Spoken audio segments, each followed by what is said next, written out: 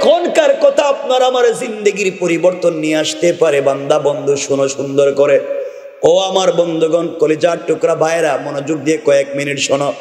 যত বড় অপরাধ করো রব কেমনে ক্ষমা করে দিবেন, এই কথার দিকে নিয়ে যাই। আল্লাহ রসুল তখন পর্যন্ত দুনিয়ার জমিনে জিন্দা। একদিন ফজরের সালাত পড়ে রাসূল পাক সাল্লাল্লাহু আলাইহি ওয়াসাল্লাম হুজরা শরীফে আরাম ফরমাচ্ছেন, ঘরে পৌঁছে গেলেন। রাসূলের সাহাবী হযরত ওমর বাড়ি পর্যন্ত পৌঁছে গেলেন, নাস্তা সারলেন, চিন্তা করলেন রাসূলের সঙ্গে দেখা করবেন। এই কথা চিন্তা করে হযরত ওমর আল্লাহর রাসূলের ঘরে যাওয়ার জন্য বের হয়েছেন। কিছু দূর যাওয়ার পরে দেখে চৌরাস্তার মোড়ে সুন্দর চেহারার একটা যুবক, উস্কো কুস্কো চুল নিয়ে, পাগলের বেশে আওলা কেশে, জমিনের মধ্যে সিজদায় পড়ে চোখের পানি ছেড়ে ছেড়ে কান্না করে আর ডাক দিয়া বলতেছে, আল্লাহ। ওমর তো এত শক্ত দিলের মানুষ, আল্লাহর রাসূল বলেছেন নাশাদুহুম ফি আমরিল্লাহি ওমর। ওমর তো শক্ত দিলের মানুষ, বললেই তার চোখ থেকে আবেগে পানি পড়বে না। রাসূল বলেছেন আমার উম্মতের মধ্যে আরহাম উম্মতি বি উম্মতি আবু বকর। আবু বকর নরম দিলের মানুষ, কিছু বললে কান্নাকাটি করানো যাবে, ওমরকে যাবে না। ওমর এসে দেখলেন যুবক চোখের পানি ছেড়ে কান্না করে, তার চোখের পানিতে গালে দাগ পড়ে গিয়েছে। যুবকটাকে উঠালেন, মুখ থেকে ধুলোবালি মুছে দিলেন, ডাক দিয়া বললেন, যুবক বলো কান্না করো কেন? যুবক বলতেছে, ওমর আমি যে অপরাধ করেছি, যে গুনাহ করেছি, এই গুনার বয়ে আখিরাতের বয়ে কান্না করি। ওমর বলছেন কি অপরাধ করছো, আমাকে কি বলা যায়? যুবক বলছেন, ভাই ওমর রে, তোমাকে বলে কোনো লাভ হবে না, তুমি কোনো উপকার করতে পারবা না। ওমর দুর্বল হয়ে গেলেন যুবকের হাওমাও কান্না দেখে, মাটিতে লুটাইয়া পড়ে কান্দে। জিজ্ঞেস করলেন, ভাই বলো না তোমার জন্য কি উপকার করতে পারি? যুবক ডাক দিয়া বলছে, ওমর তারিখে ইবনে জারির তাবারিতে লিখে, ওমর তুমি একটা কাজ আমার জন্য করতে পারো ভাই, তুমি আমাকে নিয়ে কলিজার টুকরা প্রিয় হাবিব রাসূল পাক এখন পর্যন্ত জিন্দা, তুমি যদি আমাকে তার খিদমতে নিয়ে যেতে পারো, আল্লাহর রাসূল আমাকে যদি কোনো পথ বলে দেন, আল্লাহর কাছে আমার জন্য কথা বলেন। আমার মন বলছে রব হয়তো আমাকে ক্ষমা করে দিবেন। আমার বলছেন, যুবক চলো তোমাকে নিয়ে যাই, চলো বিশ্ব নবীর ঘরে নিয়ে যাই। আমার যুবকটাকে নিয়ে আসলেন, দাঁড় করাইয়া রাসূলের সঙ্গে কথা বললেন, ইয়া রাসূলুল্লাহ ইয়া হাবিবাল্লাহ, ও পয়গম্বর আরবি, আজকে সাত সকালে এসেছি এই জন্যে একটা যুবক গুনাহ করে অপরাধ করে কান্না করে ক্ষমা চায়, তার তওবা কবুল হয়েছে কিনা জানতে চায়। রাস্তায় বৈশা বৈশা হাওমাও করে কান্দে। আমি তাকে আপনার দরবারে নিয়ে এসেছি, আপনার কাছে জানতে চায় তার অপরাধ ক্ষমা হইল কিনা। আল্লাহর রাসূল বলছেন, আমার নিয়ে আসো। আল্লাহর রাসূল যুবকের হাত ধরলেন, দেখেন কেমন আমার রাসূল ছিলেন, গুনাহ করেছে মনে করে বের করে দিলেন না, কাছে বসালেন, নিজের হাতে খেজুর ভেঙ্গে তাকে মুখে উঠে খাওয়ালেন। নাস্তা সেরে বললেন, যুবক বলো কি অপরাধ করেছো, কার জন্য তুমি এত কান্না করো? যুবক কান্নার আওয়াজ বাড়িয়ে দিয়েছে, ডাক দিয়ে বলছে, ইয়া রাসূলুল্লাহ এত অপরাধ করছি, আমার মন বলছে আপনাকে বললে আমাকে তাড়াইয়া দিবেন। আল্লাহ রাসূল বলছেন, যুবক বলো কি অপরাধ করেছো? যুবক বলছে, ইয়া রাসূলুল্লাহ এত অপরাধ করেছি, আসমানের নিচে জমিনের উপরে। আমার মন বলছে আমার মতো অপরাধী মনে হয় পৃথিবীতে আর নাই। আল্লাহর নবী বলছেন, বলো না তোমার অপরাধ কত বড়? যুবক বলছে, পৃথিবীর চাইতে বড়। আল্লাহ রাসূল বলছেন, যুবক বলো তোমার গুনাহ কি আল্লাহর আসমানের চাইতে বড়? যুবক বলছি, পয়গম্বরে আরবি, আমার মন বলছে এত অপরাধ করছি, আল্লাহর আসমানের চাইতে মনে হয় আমার অপরাধ বড়। আল্লাহ রাসূল বলছেন, যুবক জবাব দাও, তোমার গুনাহ কি আল্লাহর সবগুলা জমিনের চাইতে বড়? যুবক কান্দে আর বলছে, ইয়া রাসূলুল্লাহ, আমার মন বলছে আমার গুনাহ তো তার চাইতে আরো বড়। আল্লাহ রাসূল বলছেন, যুবক বলো, তোমার গুনাহ কি আল্লাহর আসমান জমিন একত্রিত করলে যত বড় হয়ে যায় তার চাইতেও কি তোমার অপরাধ আরো বড়? যুবক বলছে, পয়গম্বরে আরবি, আমার মন বলছে আমার গুনাহ আরো বড়। এবার নবীজি বলছেন, যুবক জবাব দাও, তোমার গুনাহ কি 7টা জাহান্নামের চাইতে বড়? যুবক বলছে, পয়গম্বরে আরবি, এত অপরাধ করেছি, আমার মন বলছে তার চাইতে আরো বড়। নবীজি বললেন, যুবক জবাব দাও, তোমার গুনাহ কি আল্লাহর 8টা জান্নাতের চাইতে বড়? যুবক বলছে, পয়গম্বরে আরবি, মন বলছে আমার মতো গুনাহগারের জায়গা তো কোথাও হবে না আরো বড়। এবার নবীজি সংক্ষেপ করে বলেন, নবীজি বললেন, যুবক জবাব দাও, তোমার গুনাহ কি আরশ কুরসি লৌহ কলম সব একত্রিত করলে যত বড় হয়ে যায় তার চাইতেও কি তোমার গুনাহ বড়? যুবক বলছে, পয়গম্বরে আরবি, মন বলছে আরো বড়। এবার নবীজি বললেন, যুবক তাহলে বলো, আসমান জমিন জান্নাত জাহান্নাম আরশ কুরসি লৌহ কলম সব একত্রিত করলে যত বড় হয়, যত ভারী হয়, যত ওজন হয় তার চাইতেও কি তোমার অপরাধের পাল্লা বেশি? এবার যুবক বলছে, পয়গম্বর, আমার গুনার সঙ্গে পৃথিবীর কোন জিনিসের তুলনা হয় না।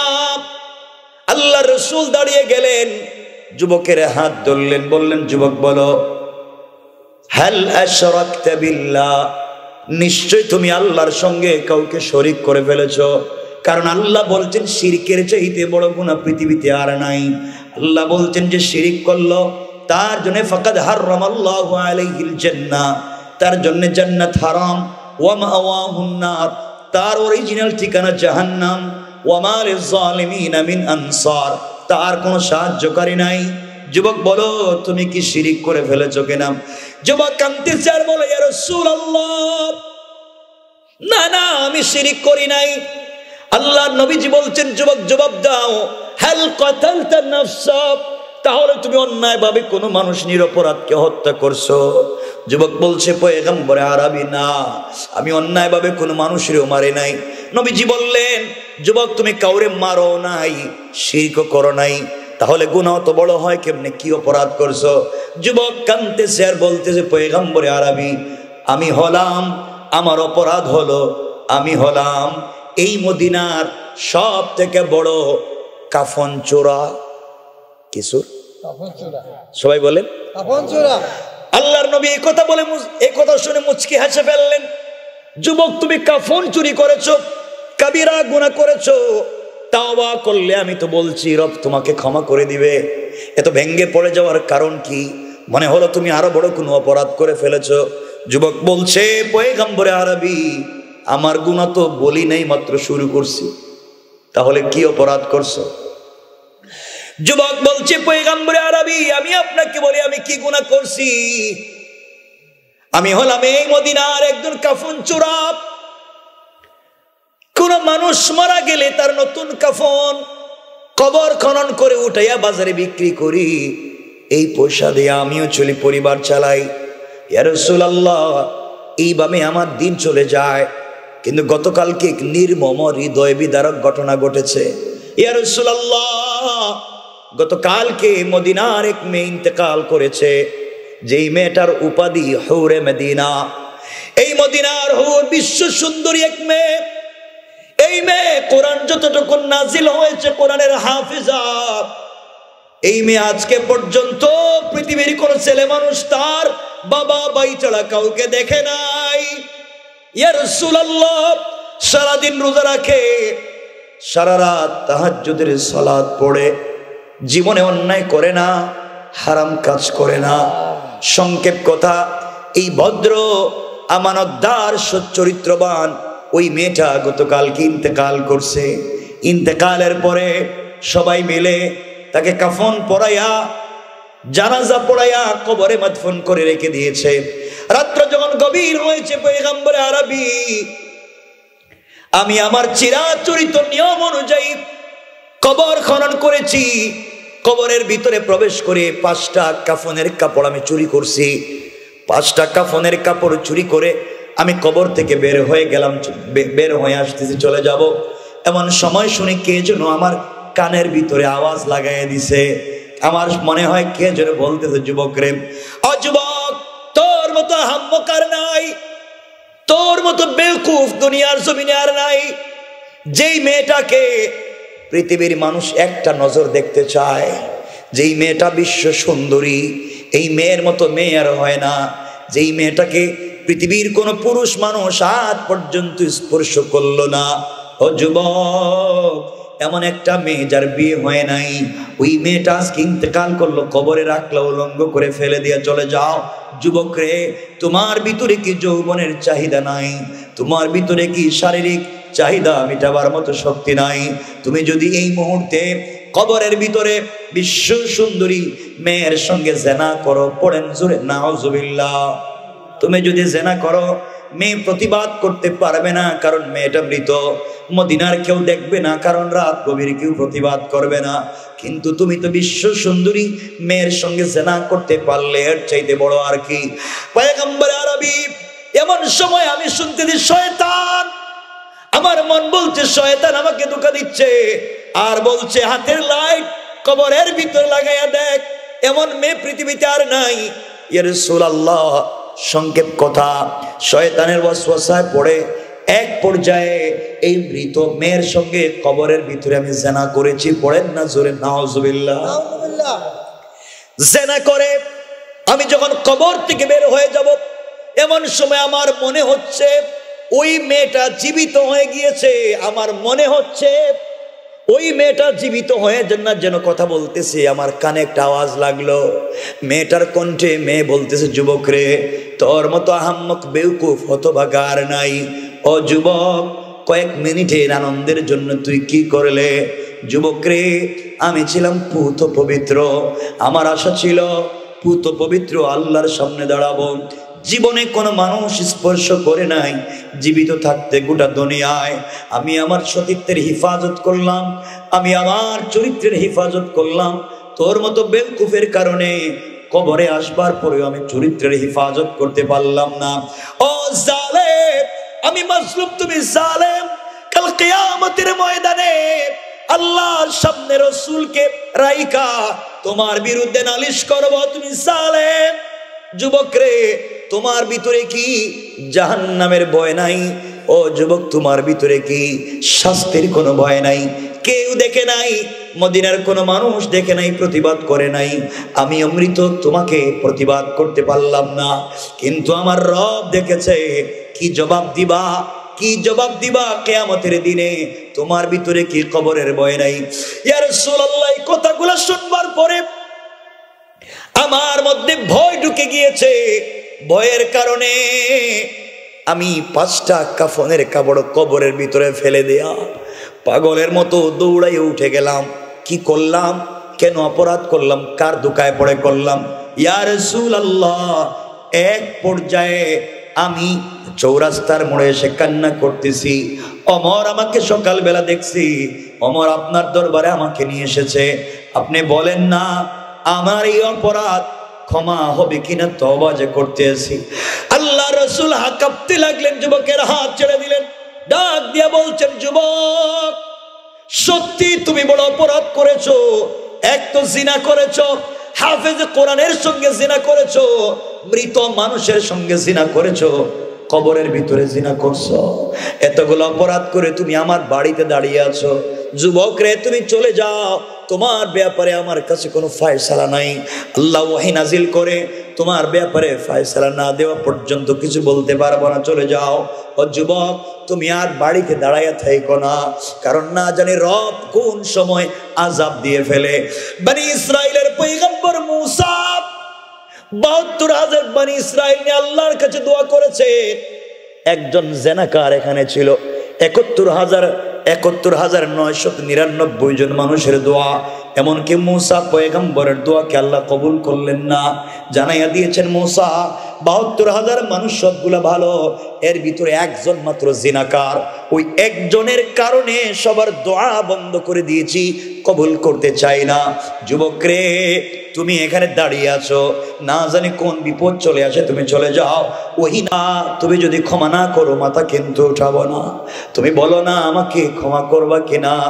এইভাবে কানতে কানতে লম্বা ইতিহাস 40টা দিন চলে গিয়েছে।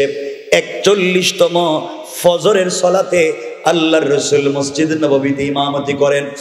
ফজরের সালাত পড়ে বসে আছেন, লম্বা কথা। জিবরিল আমিন হাজির হয়ে গেলেন, সালাম দিয়া বলছেন, ইয়া রাসূলুল্লাহ, ইয়া হাবিবাল্লাহ, পয়গম্বর আরবি, আপনাকে কয়েকটা কথা জিজ্ঞাসা করতে আল্লাহ বলছেন, আপনি অনুমতি দিলে আপনাকে বলতে পারি। আল্লাহর রাসূল বলছেন, বলো কয়েকটা কথা। ভাই 12টার উপরে গেছেন, 1 মিনিট আমি রেখে দিচ্ছি, আল্লাহ করবো না, কথা এখানে রেখে দিতে চাই, কিন্তু কেউ উঠবেন না। ও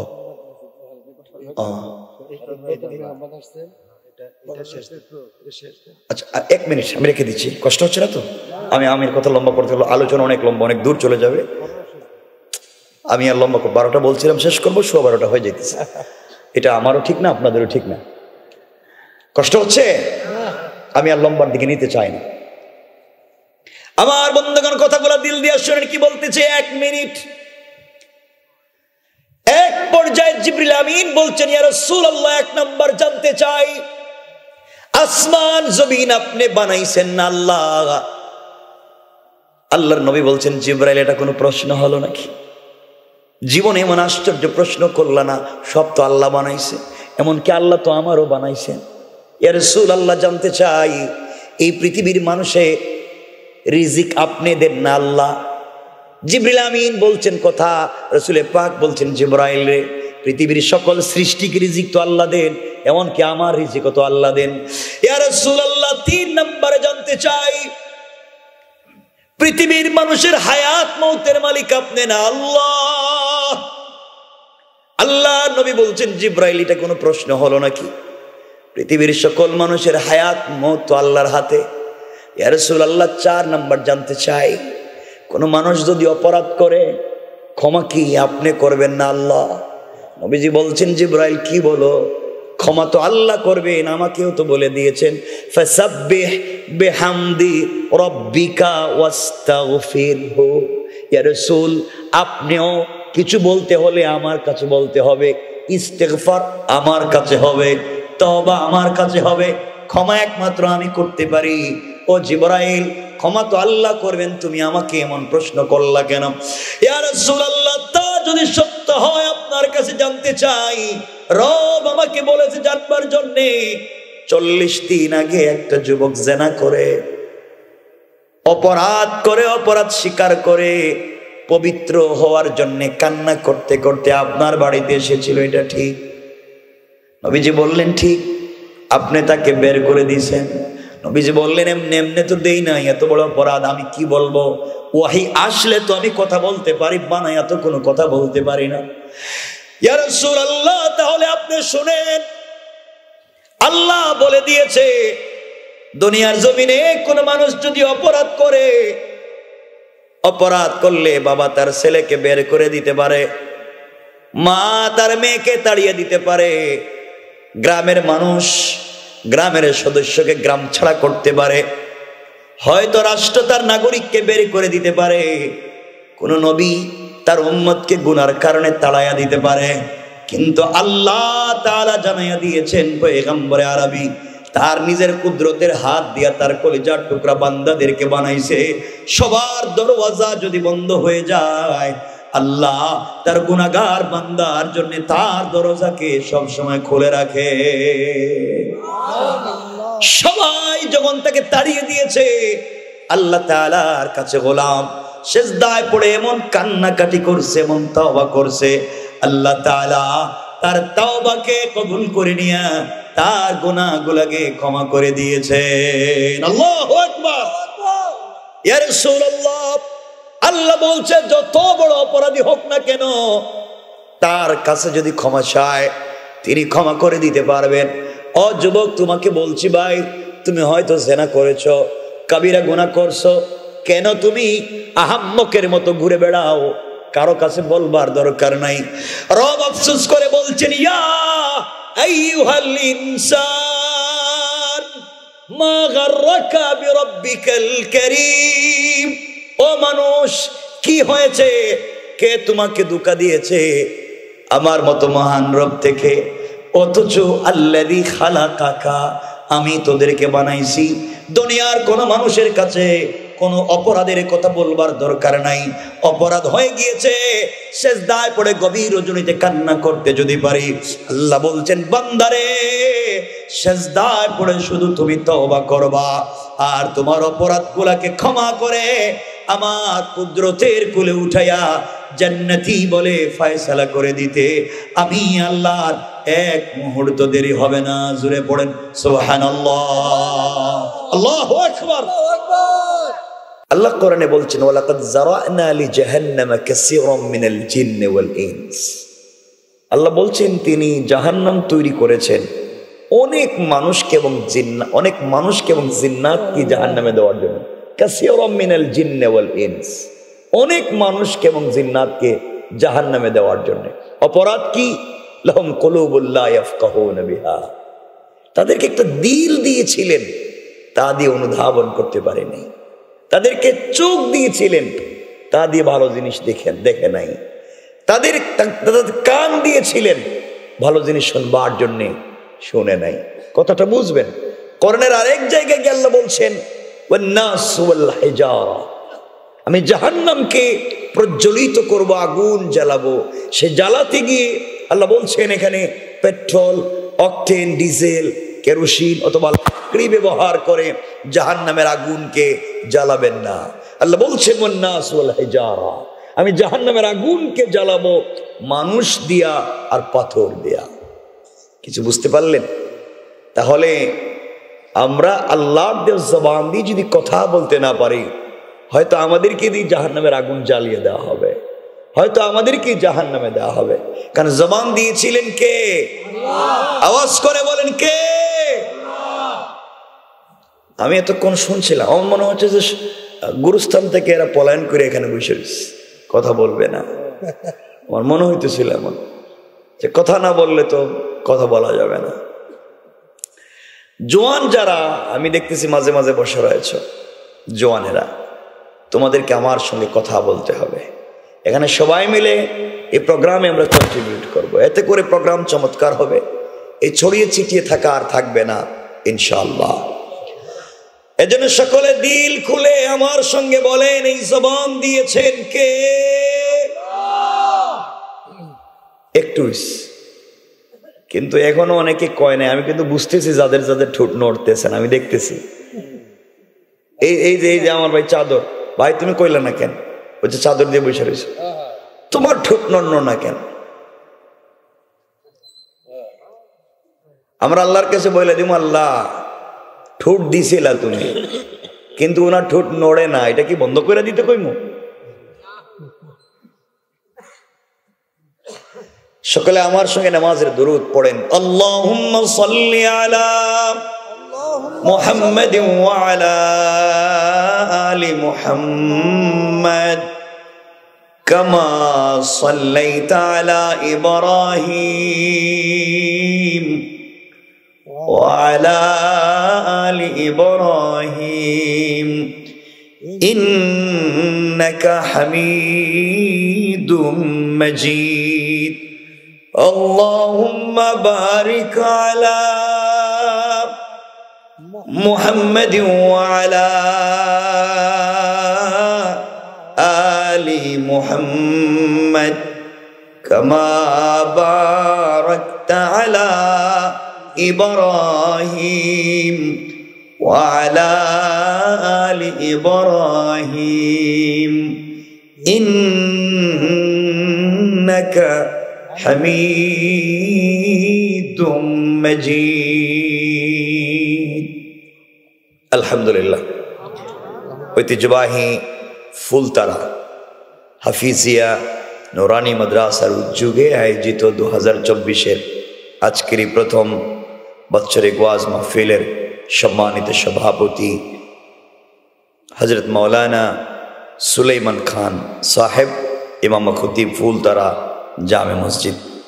আজকের প্রোগ্রামের সম্মানিত উদ্বোধনী আলোচক যিনি ছিলেন, এরপরে সম্মানিত প্রধান অতিথি, সম্মানিত বিশেষ অতিথিবৃন্দ, আমার আগে চমৎকার কথা বলেছেন হাফেজ মাওলানা হেলাল উদ্দিন নুরি, উপস্থিত হযরত বুজুর্গ উলামায়ে কেরাম, মুরব্বিয়ানে আযম, পর্দার অন্তরালে অবস্থানরত আমার সম্মানিত শ্রদ্ধেয় মা ও বোনেরা, বিশেষ করে আগামী দিনের জাতির দিকপাল, ভবিষ্যৎ জীবনের জাতির কান্ডারি, কলিজার টুকরা ছাত্র তরুণ যুবক বন্ধুগণ, আলোচনার শুরুতেই আমার পক্ষ থেকে সকলকে আন্তরিক মোবারকবাদ শুভেচ্ছা জানিয়ে আল্লাহ পাক রব্বুল ইজ্জত ওয়াল জালালের শাহী দরবারে শুকরগুজার হচ্ছি যে আল্লাহ আমাদের আজকের মোবারক দিন জলসা একত্রিত করেছেন। সবটুকুন ভালোবাসা, আবেগ, শ্রদ্ধাকে উজাড় করে শুকরগুজার হচ্ছি মুনিবের দরবারে। সকলে পড়ছি আলহামদুলিল্লাহ। আরেকটু জোরে পড়েন আলহামদুলিল্লাহ। আপনারা সকলে ভালো আছেন? আলহামদুলিল্লাহ। আল্লাহ পাক আমাদেরকে ভালো রেখেছেন, বিশ্বাস করছি এবং মনে প্রাণে আশা করছি তিনি ভবিষ্যতে আরো ভালো রাখবেন ইনশাআল্লাহ। খুব বেশি কথা বলবো না, রাত্র অনেক হয়ে গিয়েছে। আপনারা যদি সাপোর্ট করেন, সহযোগিতা করেন, তাহলে হয়তো আমরা কিছু কথা সামনের দিকে নিয়ে যেতে পারি। আমার মনে হয় না আপনাদের সাথে আমার ইতিপূর্বে কখনো দেখা হয়েছে, সুতরাং আপনারাও আমাকে চিনবেন না, আমিও আপনাদেরকে চিনব না। কিন্তু আলোচনা চলাকালীন সময়ে আশা করছি কেউ উঠবেন না, ইনশাল্লাহ বলে। কিছু একটা তো বলতে হবে। আমার আলোচনাকে কষ্ট পাবেন না, আমি আগে বলে দিচ্ছি। কারণ আলোচনাকে দুটো অংশে আমরা আলোচনা করব। প্রথম হচ্ছে সমাজের নোংরামি, সমাজের যে অবক্ষয়, সমাজের এই সমস্যাগুলো কেন হয়, এবং দ্বিতীয় আলোচনা হচ্ছে এই সমস্যার সমাধান কোন পথে। কথা কি বুঝতে পারলেন? আমরা যদি সমস্যাই না ধরতে পারলাম, তাহলে মেডিসিন দিয়ে কাজ করা যাবে না। এজন্যে আমাদেরকে সমস্যা চিহ্নিত করতে হবে, এরপরের সমাধান বুঝতে হবে। এতে করে আপনাদের কষ্ট হবে, আপনাদের অনেক খারাপ লাগবে। আমি তো বলিনি, তো না বুঝতেছেন তখন বলিনি, আপনাদের খারাপ লাগবে। খারাপ লাগলে মনে কিছু নিয়েন না, আর মনে নিলেই কি, আমি তার জীবনে আইতামই না হয়তো, নিলেই কি। এই জন্য খুব মনোযোগ দিয়ে শুনবেন, সুযোগ থাকলে কাগজে কলমে লিখে রাখবেন। আমার কথা কি বুঝতে পারলেন? আলোচনার শুরুতে একটা কথা বলে দিই, যে আমরা সবার মতো গতানুগতিক কথা শুনবো না এবং বলবো না। মনে করবেন এটা একটা ক্লাসরুম, আমি কথা বলছি, আপনাদেরকে আমার কথা শুনতে হবে। যদি আপনাদের না বুঝে ধরে, আপনি কাগজে লিখে আমাকে প্রশ্ন করবেন, আমি আপনার প্রশ্নের জবাব দেব। এরপরও কথা বুঝতে হবে। আমার কথা না বুঝলে আমি আবার বলবো, এই কথা না বুঝলে আবার বলবো, যতক্ষণ না আমি আপনাদের কাছ থেকে ফিডব্যাক না পাইলাম যে আপনারা কমপক্ষে আমার কথা বুঝতে পেরেছেন, ততক্ষণ পর্যন্ত বলতেই থাকবো। এজন্যে আপনারা আমাকে বলতে হবে যে আমরা বুঝতে পেরেছি। কথা কি বুঝতে পারলেন? এতটুকু তো বুঝতে পেরেছেন? আশা করছি আমরা সামনের কথা বুঝবো। আমরা আলোচনার দিকে যাচ্ছি, খুব বেশি কথা নয়। আপনাদের কাছে আমি সহজ দুটো প্রশ্ন করলাম। এক নম্বর প্রশ্ন আপনাদের কাছে আমি জানতে চাই, আপনারা যারা এখানে বসেছেন, সম্মানপূর্বক সবিনয় নিবেদন করে জানতে চাচ্ছি, আপনারা যারা বসেছেন, আপনারা সকলে মানুষ কিনা? একটু বলেন না, একটু বলেন, আবার বলেন। এটা বুঝলেন কেমনে যে আপনি যে অন্য কোনো প্রজাতির প্রাণী নয়, আপনি মানুষই? এটা বুঝলেন কেমনে আমাকে বলেন আপনারা। বলছি না, আগে আমার সাথে কথা বলতে হবে। যে আমি শুধু কথা বলতে যাব, আমার 1 লাখ আলোচনা শুনলেও দেখবেন আমি এভাবে ক্লাসের মতো কথা বলছি। তো আমার সাথে কথা বলেন, কেমনে বুঝলেন আপনারা মানুষ? না, আপনাদেরকে বলতে হবে আপনাদের। হ্যাঁ, ওটা বাদ, আপনারা বলেন, বুঝাই দিব কেন? 70 বছর হয়ে গেছে, আপনারা এতদিন বুঝলেন না কেন? মানুষ শ্রেষ্ঠ জীব, ওটা তো আমিও জানি, আপনারাও জানেন, কিন্তু আপনারা যে মানুষ সেটা বুঝলেন কেমনে? ভাষা শিক্ষা দিয়েছেন, এতটুকু ভাষা শিক্ষা দিয়েছেন, এই জন্য মানুষ। মনে রাখবেন, আপনারা মনে করতে পারেন আপনাদের হাত আছে, পা আছে, পঞ্চ ইন্দ্রিয় আছে, নাক কান চোখ মুখ আছে, দেখতে মানুষের মতো মনে হয়, কথা বললে আর শুনলে মানুষের মতো মনে হয়। রব বলেছেন উলাইকা কালানাম, এরা চতুষ্পদ জন্তুর মতো, বালহুম আদাল, মাঝে মাঝে তার চাইতে আরো খারাপ। বোঝা গেল, দেখতে শুনলে বুঝলেই মানুষ হওয়া যায় না যদি তার আদর্শ আর চরিত্র ঠিক না থাকে, কারণ চতুষ্পদ জন্তুর আদর্শ আর চরিত্র ঠিক নাই। রব বলেছেন এরা তো চতুষ্পদ জন্তুই। তোমাকে আমাকে দেখতে মানুষের মতো মনে হয়, যদি তোমার আমার চরিত্র ঠিক না থাকে, যদি তোমার আমার আদর্শ ঠিক না থাকে, যদি তোমার আমার বাস্তব লাইফে আল্লাহর তাওহীদ আর রাসূলের রিসালাত না থাকে, আমরা দেখতে মানুষের মতোই, কিন্তু আমরা চরিত্রগত আর আদর্শগত দিক থেকে কুকুরের চাইতে আরো খারাপ। কথা বলেন না কেন? আমার কথা কি বুঝছেন? কথা বলেন না কেন? আপনারা মনে করতে পারেন, আমরা তো নামাজ পড়ি, আমরা মুসলিম। খুব বুঝবেন, আমরা কালিমা পড়েছি এই জন্য আমরা মুসলিম, আপনারা মনে করতে পারেন। কিন্তু আমি আল্লাহ পাকের জাত ও সিফাতের নামে শপথ করে বলছি, শুধু কালিমা জানলে, কালিমা বুঝলে, কালিমা পড়লেই মুসলমান হওয়া যায় না। যারা ইউনিভার্সিটিতে পড়েছেন অথবা ইউনিভার্সিটিতে পড়ছেন, আপনারা জানেন ইসলামিক স্টাডিজ একটা বিভাগ আছে না? নাই? কথা বলেন না কেন?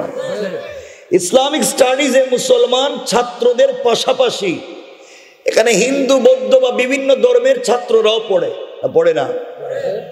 তারা কোরআন থিসিস করে, কোরআন অ্যানালাইজ করে, কোরআন গবেষণা করে, ট্রিপল MA করে, MPhil করে, PhD ডিগ্রি নিয়ে ডক্টর হয়।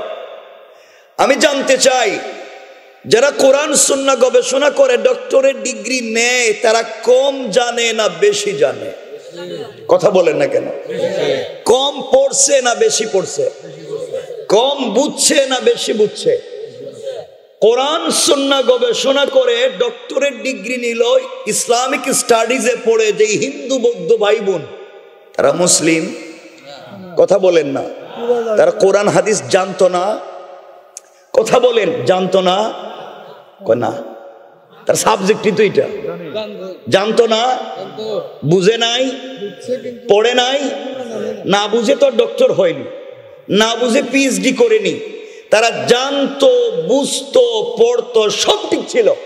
তাদের জানবার, বুঝবার, পড়বার সাথে নাই আল্লাহর তাওহীদ আর নাই রাসূলের রিসালাত। এই দুই জিনিস না থাকবার কারণে জানবার, বুঝবার, পড়বার পরেও তারা মুসলমান নয়। আমরাও কোরআন হাদিস জানি, বুঝি, অনেকাংশে হুজুরদের চাইতে 4 দোকানের মুরব্বী আরো বেশি জানে, অনেকাংশে।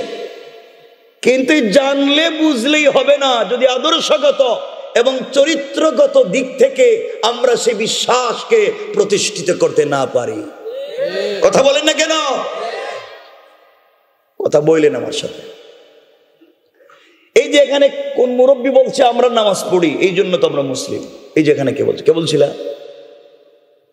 খারাপ না তো, বলছো তো বলছোই, যাই হোক একজনে বলছে। আমি আল্লাহ পাকের জাত ও সিফাতের নামে আবার শপথ করে বলছি, শুধু সালাত পড়লেই এই পরিচয় দিয়ে জান্নাতে যাওয়া যাবে না। কারণ রব বলেছেন কোরআনে, ফাওয়াইলুল লিল মুসাল্লিন, অনেক নামাজিকে তার নামাজি জাহান্নামে নিয়ে যাবে। কারণ রব বলেছিলেন ইন্নাস সালাতা তানহা আনিল ফাহশাই ওয়াল মুনকার, সালাত তো তার নামাজি ব্যক্তিকে অশ্লীলতা, হারাম এবং চরিত্রহীন নির্লজ্জ কাজ থেকে বাঁচাবার কথা। এখন দেখা যায় নামাজও পড়ে চুরিও করে, নামাজও পড়ে সুদও খায়, নামাজও পড়ে ঘুষও খায়, নামাজও পড়ে ফেন্সিডিল আবার ব্যবসা করে, নামাজও পড়ে ওজনে কম দেয়, নামাজও পড়ে পাবলিক রে ঠকায়, নামাজও পড়ে মসজিদ মাদ্রাসার কেশের পয়সা মাইরা খায়, নামাজও পড়ে পাবলিকের জায়গা জমি নিজের নামে বুয়া জাল দলিল করে, নামাজও পড়ে পাবলিকের রাস্তাঘাট বন্ধ করে দেয়। বুঝা গেলের নামাজ আল্লাহর দরবারে কবুল হয় নাই, বরং নামাজকে সাইনবোর্ড দিয়া এই সমাজের শয়তানি আর নাফরমানি করে যায়। কথা বলেন, আমার কথা কি বুঝছেন? না বুঝলে আবার বলবো, বুঝছেন? বুঝছেন?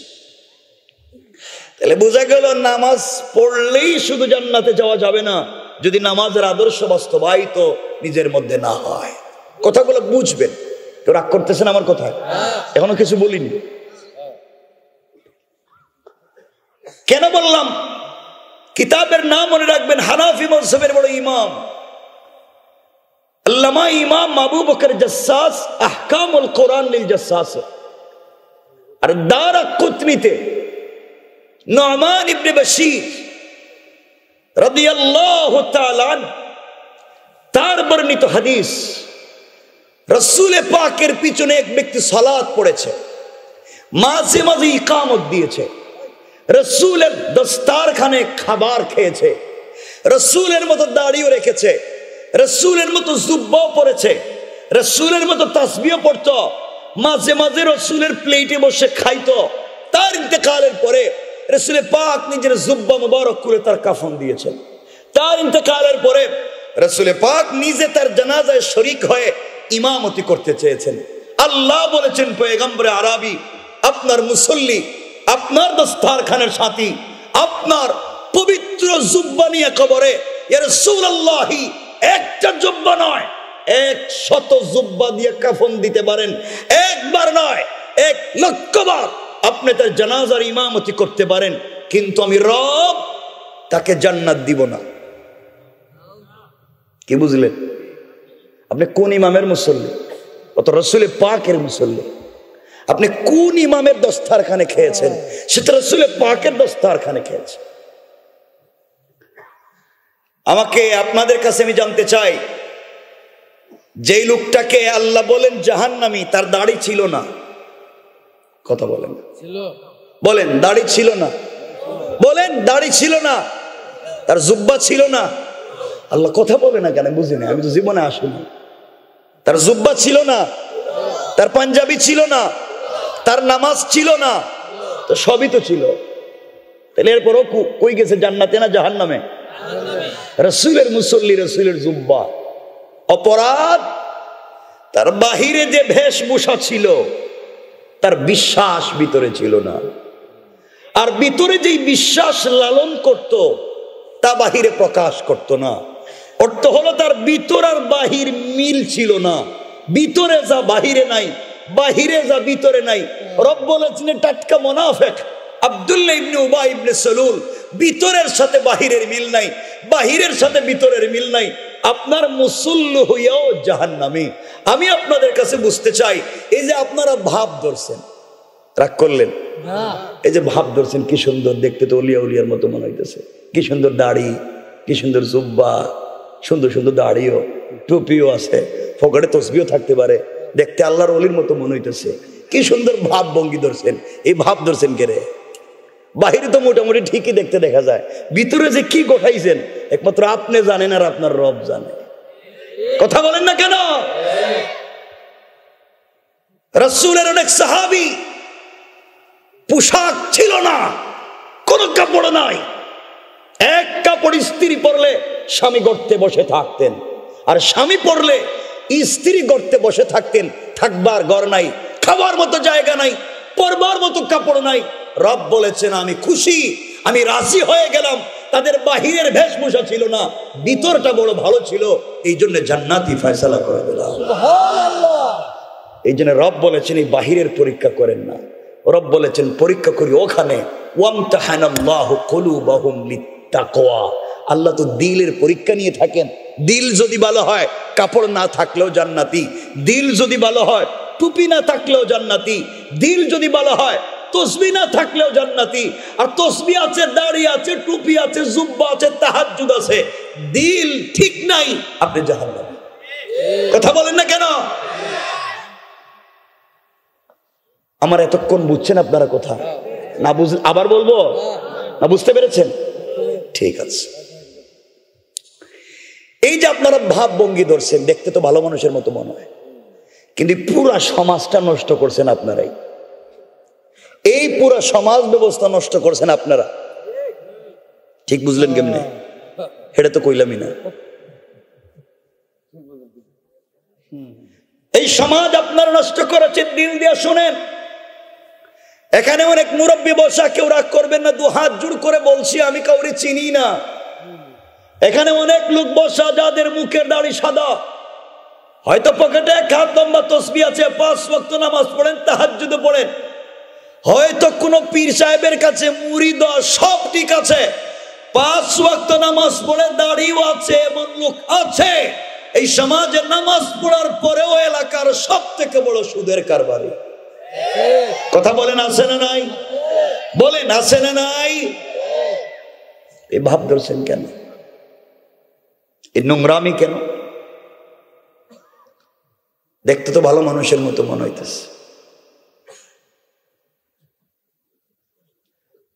কোরআন বলছে যে যে ব্যক্তি সুদ খায় সে তো আল্লাহ এবং তার রাসূলের বিরুদ্ধে যুদ্ধের মতো অপরাধ করে। নবীজি বলেছেন যে সুদের কারবার করে সে তার মায়ের সাথে জেনার মতো অপরাধ করে। যে নিজের মায়ের সাথে জেনার মতো অপরাধ করে, যে আল্লাহ এবং তার রাসূলের বিরুদ্ধে যুদ্ধের মতো অপরাধ করে, হে যত ভাব ধরুক না কেন, সে জাহান্নামী। কথা বলেন, সে কি? সবাই বলেন, সে কি?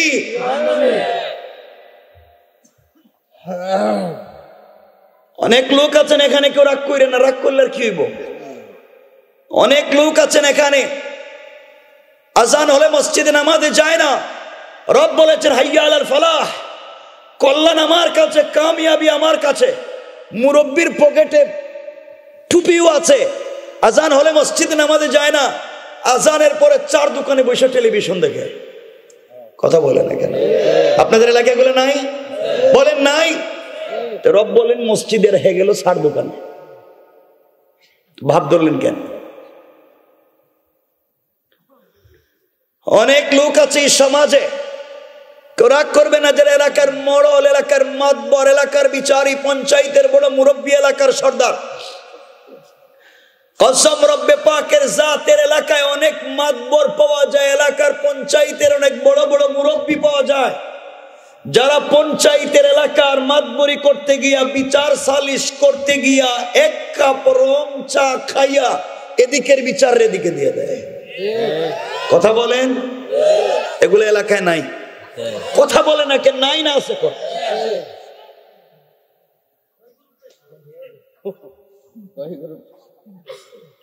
এমনও মুরব্বী আছে হাতে 500 টাকা ধরাইয়া দিলে পুরা বিচার শুদ্ধ খায়া ফেলা। কথা বলেন না কেন? সমাজ নষ্ট করছে কে? এরা কয় না এখন, কোন আমরা? বলেন আমরা, বলেন আমরা। বৈশা রয়েছেন, ভালো কথা। একজন শুধু শুধু উঠবেন, আমরা বলবো আপনি হেই কামলা,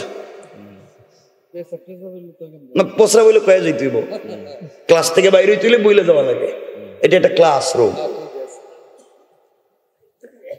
সমাজ এত নোংরা হয়েছে, সমাজ এত খারাপ হয়েছে। কথাগুলা ভালো করে শুনেন, সমাজ কত নোংরা। সম্পত্তি বন্টন করতে মুরব্বী নিজের 4 ছেলেকে ঠিক মতো ভাগ ভাগ করে সম্পত্তি দেয়, কিন্তু নিজের মেয়েরে দেয় না। নিজের মেয়েরে কয়, মা তোর জন্য বাপের দিল খোলা দুয়ার ভালোবাসা আছে, কয় না?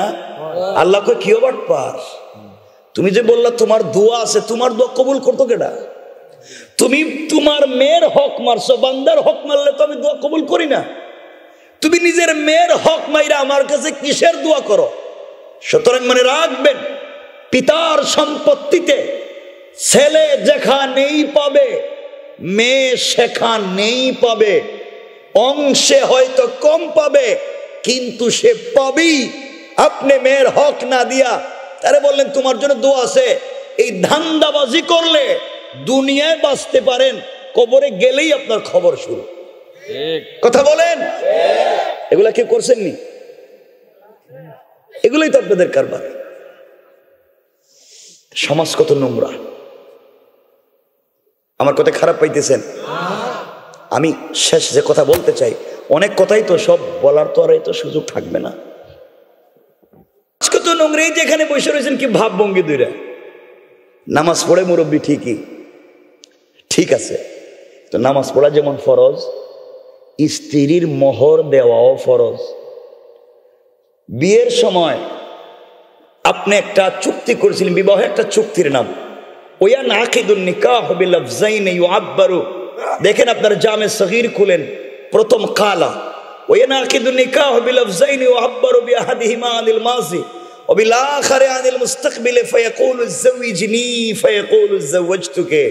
দুটা শব্দে বিবাহ সংগঠিত হয়, একটা চুক্তি হয় কাগজে লেখা, ওই চুক্তিতে লেখা থাকে 10 লাখ টাকা মোহর ধার্য করে, এর বিনিময়ে আব্দুল্লাহর ছেলে বল্টুর সাথে অমুকের মেয়ে তমুককে বিয়ে দেওয়া হলো। কথা বলেন না কেন? তা আপনারা বলেন আলহামদুলিল্লাহ। এই যে বিয়ে করলেন 10 লাখ টাকা মোহর ধার্য করে দিছেন নি? বোর পয়সা দিছেন? বছরে বছরে তো বাচ্চা একটা সাপ্লাই দেন, বোর পয়সা দিলেন না? কিছু হ্যাঁ, আমি কিছু বলতেছি কিনা মনে হচ্ছে আমি আসলে নতুন কথা বলতেছি মনে হয়।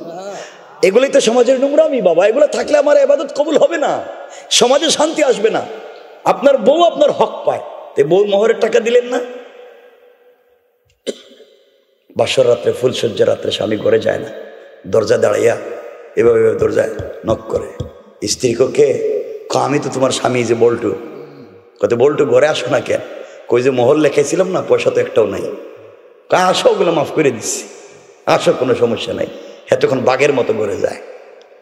তো এমন কেউ আসেননি এখানে যে আপনার স্ত্রী আপনারে মাফ করে দিছে, মোহরের পয়সা মাফ করে দিছে? এমন কেউ নাই? তা থাকলে বলবেন না, এটা ভালোবাসাটার কথা বলবেন না যে আমার স্ত্রী আমাকে মাফ করে দিছে, এটা কত বড় কাজ করছে, একটা উদারতার কাজ। বলেন দেখি, আসেন দেখি। হ্যাঁ, মাফ মাফ দিছে? একটু দেখেন না, একটু হাত তুলে কারা কারা মাফ পাইছেন, বউ মাফ করে দিছে? মাশাআল্লাহ, মাশাআল্লাহ, বহুত মানুষে মাফ পাইছে দেখতেছি। এলাকা কোনো সুন্দর এলাকা। এই যে বাবা, আপনার কত ভালোবেসে আবেগ নিয়ে হাত উঠাইলেন, বউ আপনাদেরকে মাফ করে দিছে, এটা একটা ধান্দা। বউ যদি মাফ করে দিয়ে থাকে, আজকে রাত্রে তালাক দিয়া দেখেন, সকালে লাভে আসলে দেওয়া লাগবে। কথা বলেন না কেন? আরে বলেন না কেন দেওয়া লাগবে? না দিলে যৌতুকের মামলা দিয়ে আদায় করবো। তাহলে মাফ করলো কই? আমারে বলেন মাফ করলো কই? আপনার কাছে সে পায়, এটা কাগজে কলমে চুক্তিতে লেখা আছে, ওই যে কাবিনে লেখা আছে না, লেখা আছে না সবুজ একটা কাগজে। আপনারা যে মাফ করছে লেখা কই? কাগজ কই? রব বলেছেন কারো সাথে লেনদেন যদি করো, আমার ওয়াজ বুঝেননি আমি জানি না, রব বলেছেন কারো সাথে যদি লেনদেন করো, ইলা আজালিন মুসাম্মা ফাকতুবুহু ওয়াল ইয়াকতুব বাইনাকুম কাতিবুন বিল আদল। তোমরা যদি কারো সাথে লেনদেন করো, সাক্ষী রাখো এবং কাগজে লেখাপড়া করো। বউ যে মোহর দিছিলা, সাক্ষীও ছিল, লেখাপড়া ছিল। বউ যে মাফ দিল, সাক্ষী কই, লেখাপড়া কই? কথা বলেন না কেন? আপনি দুনিয়ার কোর্টেও বাঁচবেন না, আখিরাতের কোর্টেও বাঁচবেন না। এই জন্য সব বোয়া, বউ টাকাটা দিয়ে দিয়ে কিছু কয় না। আরে না দিলে তো কবরে গেলেই তো বিপদে পড়বেন। বাপ মাফ করে দেয় নাই তো। সূরাল মাআরিজ 8 নম্বর আয়াত থেকে পড়েন না 17 নম্বর আয়াত পর্যন্ত, দেখেন না রব কি বলেছে। মাফ নাই। কষ্ট পাইলেন আমার কথায়? স্ত্রী পয়সা দিবেন, মুরব্বীরা কইতে 70 বছর হয়ে গেছে, 1 টাকা দিছি না, এখন কোন দিন দিতাম?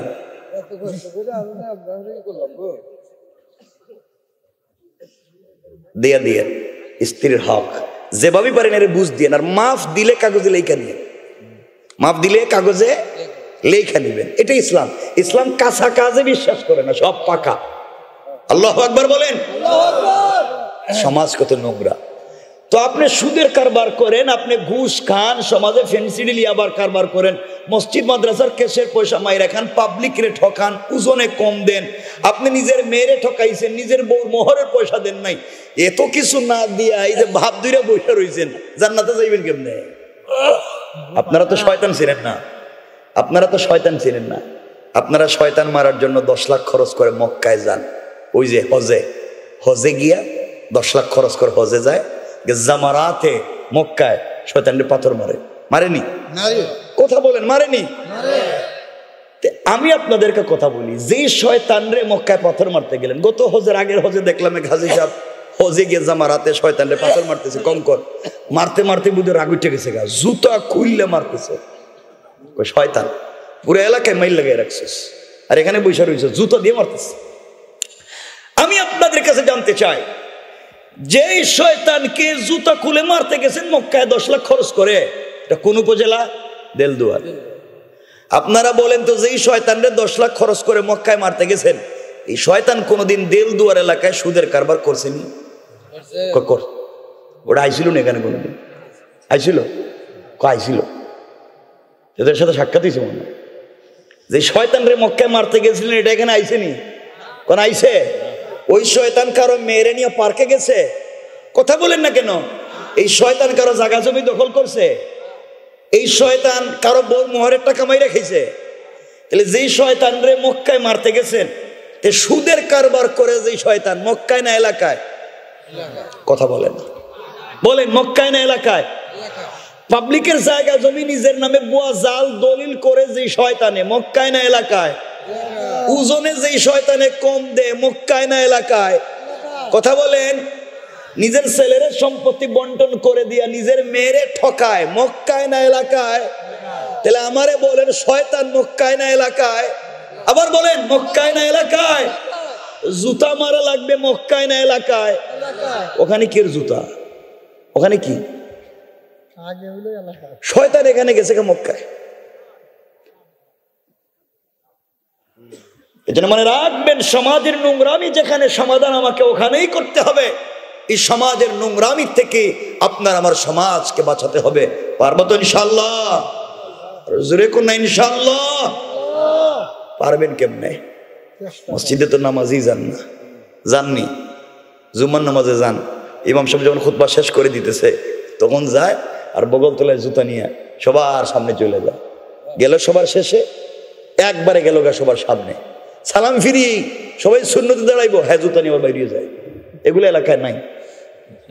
কথা বলেন, আসেনি? এতগুলা নোংরামি এখানে আছে, আরে ভাব ধরে বসে রয়েছেন কে রে? এই সমস্ত নোংরামি থেকে যদি সমাজকে বাঁচাতে হয়, আমি যে আয়াত পড়েছি কোরআনে কারীমের 13 নম্বর পারা 14 নম্বর সূরা ইব্রাহিম, আল্লাহ বলেছেন আলিফ লাম রা। ওই আলিফ লাম রার ওয়াজ আমিও জানি না, আর আগেকার যারা ছিল কেউ জানে না। এর অর্থ জানে না, এটা নয়। এর অর্থ হচ্ছে এটার মূল বিষয়টা, বিষয়বস্তুটা আপনার নয়, আমার নয়, এটা বন্ধুর ব্যাপার। আলিফ লাম রা হুরুফে মুকাত্তাআত, এটা সাংকেতিক চিহ্ন। অর্থ হলো দুই বন্ধু চার দোকানে বসে কথা বলতেছে, আরো 10-20 জন মানুষ বসা, এক বন্ধু আরেক বন্ধুরে কয়, দোস্ত ওই যে কালকে তোরে কইছিলাম না একটা কথা, তোর কি মনে আছে? দোস্ত কয়, আমার তো মনে আছে, কিন্তু বাকি তো 20 জন ছিল, কেউ বুঝছেন? কথা বলেন না কেন? এই হুরুফে মুকাত্তাআত হলো সাংকেতিক চিহ্ন। আল্লাহ তার বন্ধুরে বলতেছে, দোস্ত ওই যে তোমার আরশে আজিমে আনছিলাম না মেরাজে, দুনুক বাঁকা করলে যত কাছে আসে, তুমি আমি বসে কথা বলছিলাম না, এই যে আলিফ লাম রা, ওই দিন যে একটা কথা কইছিলাম না, ওইটাই। আল্লাহু আকবার বলেন। ওটা একটা সাংকেতিক চিহ্ন দিছে রব, যে ওইটাই। বন্ধু জানে কি বলছিল ওই সময় কথা, আমরা জানি না। এর জন্য এটা নিয়ে পেছে পড়ে সময় নষ্ট করার দরকার নাই। এটা বন্ধু জানে, বন্ধুর ব্যাপার। কথা বুঝতে পারলেন? নাহলে এখানে ওয়াজ করলে আমার মেরাজ পর্যন্ত যাইতে হইব, এই কামে সময় নেই। এর পরের শব্দ যেটা আল্লাহ বলছেন, কিতাবুন, কোরআন এমন একটা কিতাব, আনজালনাহু ইলাইকা, রাসূল, যা আপনার প্রতি অবতীর্ণ করেছেন আপনার মহান প্রতিপালক। কেন অবতীর্ণ করেছেন? এই কোরআন দিয়ে কি আপনি জানাজার জিয়ারত পড়বেন? এই কোরআন দিয়ে কি আপনি শবে বরাতের শবে কদর খতম পড়বেন? এই কোরআন দিয়ে কি মক্তবে বাচ্চাদেরকে পড়াবেন? এই কোরআন দিয়ে কি আপনি তাবিজের কবজ দিবেন? কেন আল্লাহ দিয়েছেন? আল্লাহ বলছেন পরের শব্দে, লিতুখরিজান নাসা মিনাজ যুলুমাত ইলান নূর। আল্লাহ বলছেন গোটা অন্ধকারাচ্ছন্ন সমাজকে আলোকিত করবার জন্য, অন্ধকার দূর করে আলোকিত সমাজ বিনির্মাণ করতে গেলে একমাত্র কেবলমাত্র একটা ম্যাগনেটিক লাইট, একটা বাস্তব চুম্বক আল্লাহ দিয়েছেন, যার নাম হলো 30 পারা আল কোরআন। সুবহানাল্লাহ বলেন না? তাহলে এতক্ষণ বুঝতে পারলাম সমাজ নোংরা। এই নোংরা সমাজকে পরিশুদ্ধ করতে গেলে Old Testament, New Testament, gospel, Bible, Gita, Veda, Tripitaka কোন জিনিস দিয়ে সমাজের মানুষের চরিত্রের পরিবর্তন করা যাবে না। এই সমাজের মানুষের চরিত্রের পরিবর্তন করতে হবে একমাত্র কেবলমাত্র কোরআনের শিক্ষার মাধ্যমে। কথা বলেন না কেন? তাহলে এতটুকুন তো বুঝতে পেরেছেন, সমাজের নোংরামি থেকে সমাজকে বাঁচাতে হলে শিক্ষা লাগবে কোরআনের। শিক্ষা লাগবে আবার বলেন কিসের? কোরআনের। এই কোরআনের শিক্ষাটুকুন আমাদের কাছে নাই। তো আমি আশা করছি সামনে কিছু কথা বলতে চাই, আপনারা যদি বসেন ইনশাআল্লাহ। আসেননি? কতক্ষণ আছেন? দেখেন, আমরা গুনাহ হয়ে যায় চলার পথে, গুনাহ হয় না? এখানে কেউ আসেন নিজে গুনাহ করে না? না, আপনারা হয়তো গুনাহ করেন না, আমরা অনেক করে ফেলি। আপনারা হয়তো অলিয়া পর্যায়ে পৌঁছে গেছেন হয়তো বা। তো যাই হোক, তো গুনাহ হয়ে যায়। রব কোরআনে বলছেন, বান্দা গুনাহ হয়ে যেতে পারে, তুই টেনশন করিস না। বান্দা, আমি না আছি, আমার কাছে ঠিক মতো চা, আমি রব কথা দিলাম, ওয়াদা দিলাম, তোর সকল গুনাহ আমি ক্ষমা করে দেব। আর একটু জোরে পড়ে না সুবহানাল্লাহ। খুব মনোযোগ দিয়ে আলোচনা শুনবেন, খুব লম্বা চূড়া কথা বলবেন। বাবা, এই যে রাত দিন গাধার মতো কাজ করেন, জমিনে কাজ করেন, গাড়ি চালান, কত কাজ করেন না? কার জন্য করেন? কার জন্য? কারে খাওয়াইতে চান? এই সন্তানদেরকে লালন পালন করতে বুড়া হয়ে গেছেন, কোমরের হাড্ডিটা বাঁকা হয়ে গেছে, অনেক ব্যথা পান, হাঁটতে পারেন না, শ্বাস টানতে পারেন না। ওই নিমক হারাম কারে খাওয়াইতে চান? ওই সন্তান রে কিয়ামতের দিন সন্তান বাপের পরিচয় দিবে না। স্ত্রী বলবে, আমি তো কোনোদিন বিয়েও করি নাই, স্বামী আসলো কোত্থেকে? ভাই বোন বলবে, এই চেহারার কোনো ব্যক্তি আমাদের ভাই ছিল না। সূরা আল মাআরিজ খুলেন না, 8 নম্বর আয়াত থেকে গালিবান আল্লাহ বলছেন, ইয়াউমা তাকুনুস সামাউ কাল মুহল, যেই দিন আসমান বিগলিত তামার মতো ফুটা ফুটা হয়ে পড়ে যাবে। ওয়া তাকুনুল জিবালু কাল আহিন, যেদিন পাহাড়গুলা রঙিন সুতার মতো উড়ে যাবে। আল্লাহ বলছেন, ওয়ালা ইয়াসআলু হামিমুন হামিমা, কলিজার টুকরা বন্ধু পর্যন্ত বন্ধুর খবর রাখবে না। যখন তুমি ধরা খাবা, ইউবসারুনহুম ইয়াওয়াদ্দুল মুজরিমু লাউ ইফতাদি মিন আযাবি ইয়াউমিযিন বিবানি, ওই দিন বিপদে পড়ে সন্তানকে ডাকলে সন্তান বলবে, আল্লাহ, এই চেহারার কোনো মানুষ আমার বাপ ছিল না। ও সাহিবাতিহি ও আখি, বউ বলবে, আল্লাহ, আমি জীবনে বিয়েও করি নাই। ভাই বোন বলবে, আল্লাহ, এই চেহারার কোনো মানুষ আমাদের ভাই ছিল না। ওয়া ফাসিলাতিহিল্লাতি তুই, গোষ্ঠীর মুরব্বী, পঞ্চায়েতের লিডার, গ্রামের মুরব্বী, দলের লিডার বলবে, আল্লাহ, এরে আমি চিনি না, এটা আমার কর্মী ছিল না। ও ফাসিলাতিহিল্লাতি তুই, তখন তুমি আমি বাঁচবার জন্য আল্লাহর কাছে বলবো, ওয়ামান ফিল আরদে জামিআন সুম্মা ইউনজি, আল্লাহ, আসমান জমিনে যা চোখে দেখা যায় সব তুমি নিয়া আমারে ছেড়ে দাও। রব বলবেন, কাল্লা কাল্লা ইন্নাহা লাযা, ও বান্দা, তোরে আমি বুঝাইলাম, আমি এক এক করে লক্ষাধিক আম্বিয়া কেরামকে পাঠাইলাম, আদমরে পাঠাইলাম, চিন্তা করছি না আদমে সবাইরে বলতে পারবেন না। শীষ দিলাম, নূহ দিলাম, হিজকিল দিলাম, ইউসা ইবনে নুন দিলাম, ইব্রাহিম দিলাম, ইউসুফ দিলাম, ইউনুস দিলাম, জাকারিয়া দিলাম, ইলিয়াস দিলাম, দিতে দিতে দিতে দিতে শেষ পর্যন্ত মুহাম্মদ রাসূলুল্লাহরে দিলাম। দিয়েও শেষ করি নাই, সাথে একটা কিতাব দিলাম, সংবিধান। মুহাম্মদ, এই যে কিতাবটা বুঝাইও। এরপর মুহাম্মদ দিয়ে নবুয়ত শেষ করে সাহাবায়ে কেরাম দিলাম, তাবিঈন, তবে তাবিঈন, আইম্মা মুজতাহিদিন, সালফে সালেহিন, আকাবিরে দ্বীন, উলামায়ে মুতাকাদ্দিমিন, মুতাআখিরিন, আসফিয়ায়ে কেরাম দিলাম। সবাই তোরে বুঝাইলো, কথা বুঝলে না, বিশ্বাস করলে না। আজ নিজেকে বাঁচাতে চাও, কাল্লা ইন্নাহা লাযা, নিশ্চয় আজকে তোমাকে ছাড়বো না। লেলিহান আগুন দিয়ে জ্বালাবো। কেমন আগুন? নাযাতুল লিশাওয়া, যে আগুন চামড়া জ্বালায়, হাড্ডি জ্বালায়, গোশত জ্বালায়, রূহ জ্বালায় না। আল্লাহ ওই সময় ডাক দিয়ে বলবেন, যে সন্তানরে খাওয়াতে নামাজ পড়লে না, সন্তানরে ডাক দে। যে বউর কথা সুদ খাইছস, বউরে ডাক দে। যে ভাই বোনরে মানুষ বানাইতে রাত দিন গাদার মতো কাজ করছস, ভাই বোনরে ডাক দে। বিদেশে তাইকা মা বাপরে খাওয়াইছস, মা বাপরে ডাক দে। যেই দলের লিডারের কথায় আরেক দলের জায়গা দখল করছস, চান্দাবাজি করছস, লিডারে ডাক দে। আল্লাহ বলছেন তাদউ, সবাই ডাক দে। মান আদবারা ওয়া তাওয়াল্লা, আসবে না, সবাই পিঠ দেখাইয়া দেখাইয়া যাবে। বিশ্বাস হয়? কথা বলেন, বিশ্বাস হয়? এই বিপদে কেন পড়তে চান বাবা? কার জন্য এত কিছু করলেন? আমি জানি না আমার কথাই ভাঙ্গাচুরা কথা আপনারা বুঝতেছেন কিনা, আমি বুঝাবার জন্য এভাবে বলতেছি।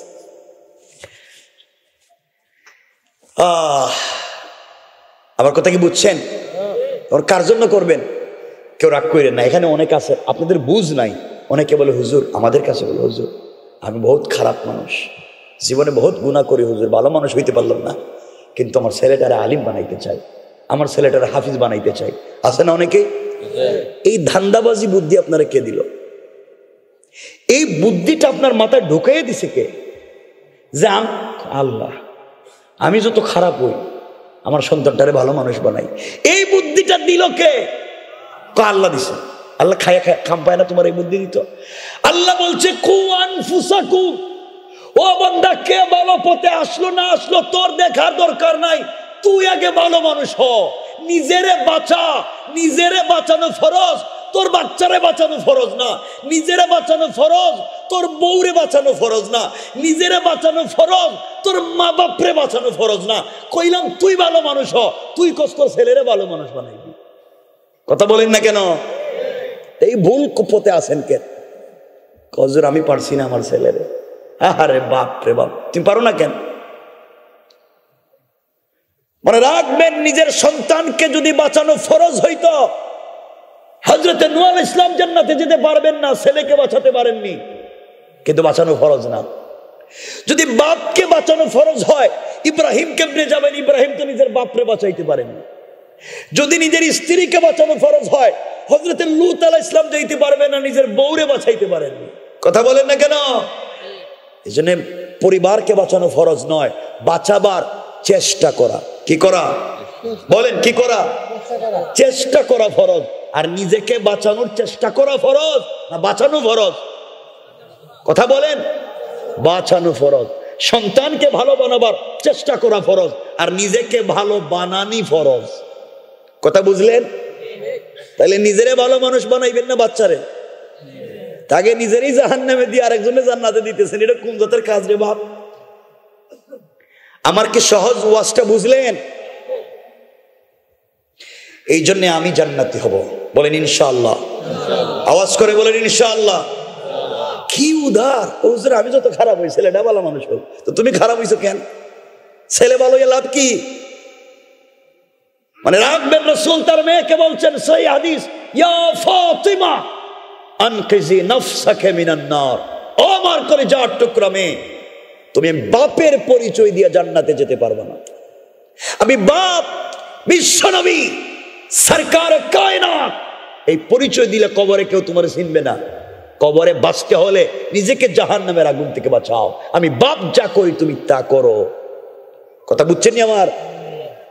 নিজেরে বাঁচানো কতটুকু ফরজ চিন্তা করে। এতক্ষণ আমার ওয়াজ বুঝছেননি? একটু হাত তুলে দেখান কারা কারা বুঝেন নাই। আরে বুঝেন নাই কইছি তো, সবাই হাত উড়ে রয়েছে। কথা তো শেষ করি নাই। কথা কি বুঝছেন আমার? সবাই বুঝছেন তো? যুবকেরা মনোযোগ দিয়ে শোনো, সামনে কি বলতে চাই, কি বলতে চাই শুনে। তাহলে এই যে সমাজের নোংরামি, এগুলোর থেকে বাঁচার দরকার আছে না নাই? বলেন না, আছে না নাই? খুব সংক্ষেপ কথাটা শুনবেন। আমরা যত বড় অপরাধ করি, যত গুনাহ করি, রব কিন্তু বলছেন ক্ষমা করে দিবেন। আল্লাহু আকবার বলেন। আমার মুসলমান বন্ধুগণ, গভীর মনোযোগ। এই দুনিয়ার জমিনে আল্লাহ রাব্বুল ইজ্জত ওয়াল জালাল তার কলিজার টুকরা বন্ধু সরকারে কায়নাত, দু জাহানের সরদার, নবী রহমত জনাবে মুহাম্মদ রাসূলুল্লাহ সাল্লাল্লাহু আলাইহি ওয়াসাল্লামকে জানিয়ে দিয়েছেন, বন্ধু আমার, সমাজ যদি নোংরা হয়ে যায়, সমাজ যদি খারাপ হয়ে যায়, এই নোংরা সমাজের মানুষকে ভালো পথে নিয়ে আসতে হবে। এই জন্যে আল্লাহর গোলাম যদি জান্নাতে যেতে হয়, আল্লাহর গোলামের কমপক্ষে গুণ লাগবে 8টা। কয়টা? আল্লাহর রাসূল বলেছেন 4 গুণ কোরআনের, 4 গুণ হাদিসের। এই 8টা গুণ যদি কেউ অর্জন করতে পারে, রাসূল হাদিসের শেষ অংশে বলে দিয়েছেন, ফাদাখালাল জান্নাতা বিসালাম। ইন্তেকাল করতে দেরি হবে, আল্লাহর গোলাম, আল্লাহর তৈরি দারুস সালাম নামক জান্নাতে দেরি হবে না। পড়েন সুবহানাল্লাহ। গুণ লাগবে কয়টা? কথা বলেন না কেন? মনে থাকবে তো? আমরা একটা একটা করে বলি, দেখি কত দূর যেতে পারে, কিন্তু 12টা হয়ে গেল তো বলতাম না।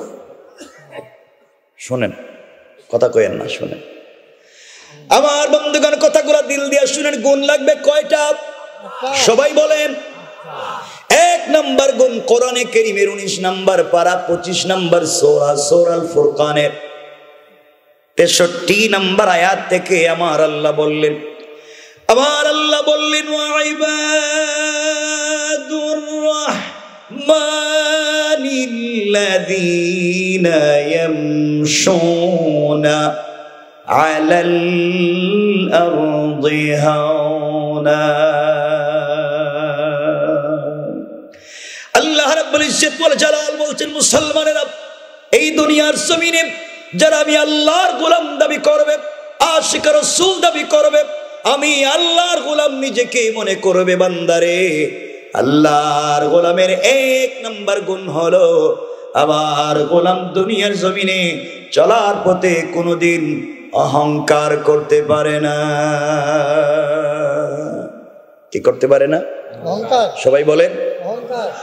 এই দুনিয়ার জমিনে আপনার গাড়ি আছে, আপনার বাড়ি আছে, মিল ফ্যাক্টরি আছে, কলকারখানা আছে, পয়সার অভাব নাই।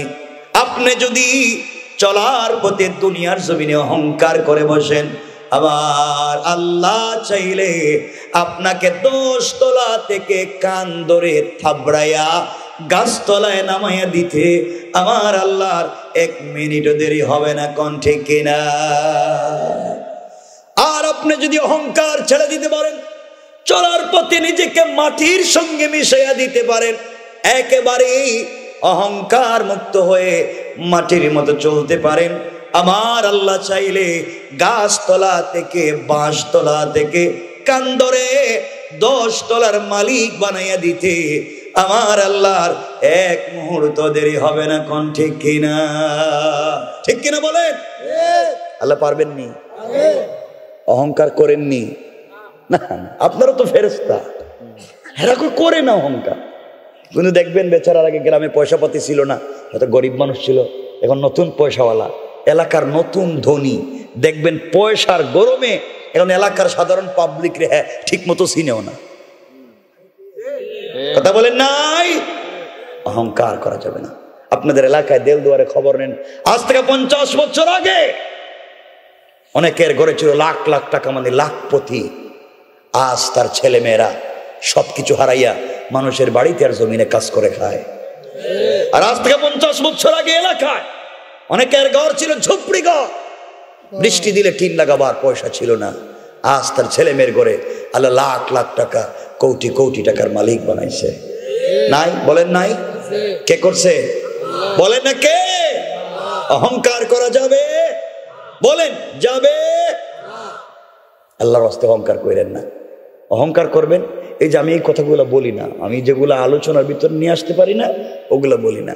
এই যে দেখেন, আমি এই সহজ করে বলছি 1 মিনিটে, জুলাই আগস্টের বিপ্লবে কি হইল? অনেকের ঘর কোটি টাকার ঘর আছে, কোটি টাকার বাড়ি আছে, কোটি টাকার গাড়ি আছে, ব্যাংক ব্যালেন্স আছে, সব ঠিক, কিন্তু এখন পলাইয়ে বন জঙ্গলে থাকে। কথা বলেন না কেন? কি লাভ? কি লাভটা হইল কি? সব আছে, হ্যাঁ নাই। তুমিও যদি এই পথে হাঁটো, তুমিও ঘর বানাইবা, ঘর থাকবে, বাড়ি বানাইবা, বাড়ি থাকবে, তুমিও থাকবা বন জঙ্গলায়। ঠিক কিনা? এই জন্য আল্লাহর ওয়াস্তে ক্ষমতা পেয়ে বা সম্পদ পেয়ে অহংকার করা যাবে না। আস্তে বলবেন না, জোরে বলেন, যাবে না। এখন যদি আমরা আলোচনা শুরু করি এই জায়গায়, অহংকার করলে ক্ষতি কি, অহংকার ছেড়ে দিলে লাভ কি, আমাদের কমপক্ষে সময় লাগবে 3 ঘন্টা। কারণ এই আলোচনার ভিতরে আল্লামা জারুল্লাহ জামাখশরী তাফসিরে কাশাফে একজন পয়গম্বরের ঘটনা নিয়ে এসেছেন, সুলাইমান আলাইহিস সালাতু ওয়াস সালামের। এবং সুলাইমানের আংটি কেমনে হারলো, কেমনে ক্ষমতা হারালেন, কেন হারালেন, কেন পাইলেন, লম্বা আলোচনা করেছেন। অহংকার করলে হয় কি, ছেড়ে দিলে লাভ কি, এই আলোচনায় গেলে আমাদের রাত শেষ। এজন্য ওদিকে যাইতেছে না। আরে বাবা একটু সামনে যাই না, গুণ বলছি 8টা নাম টাম বলে দিয়ে যাই চলে। হ্যাঁ, কষ্ট হচ্ছে, অসুবিধা হয় কারো?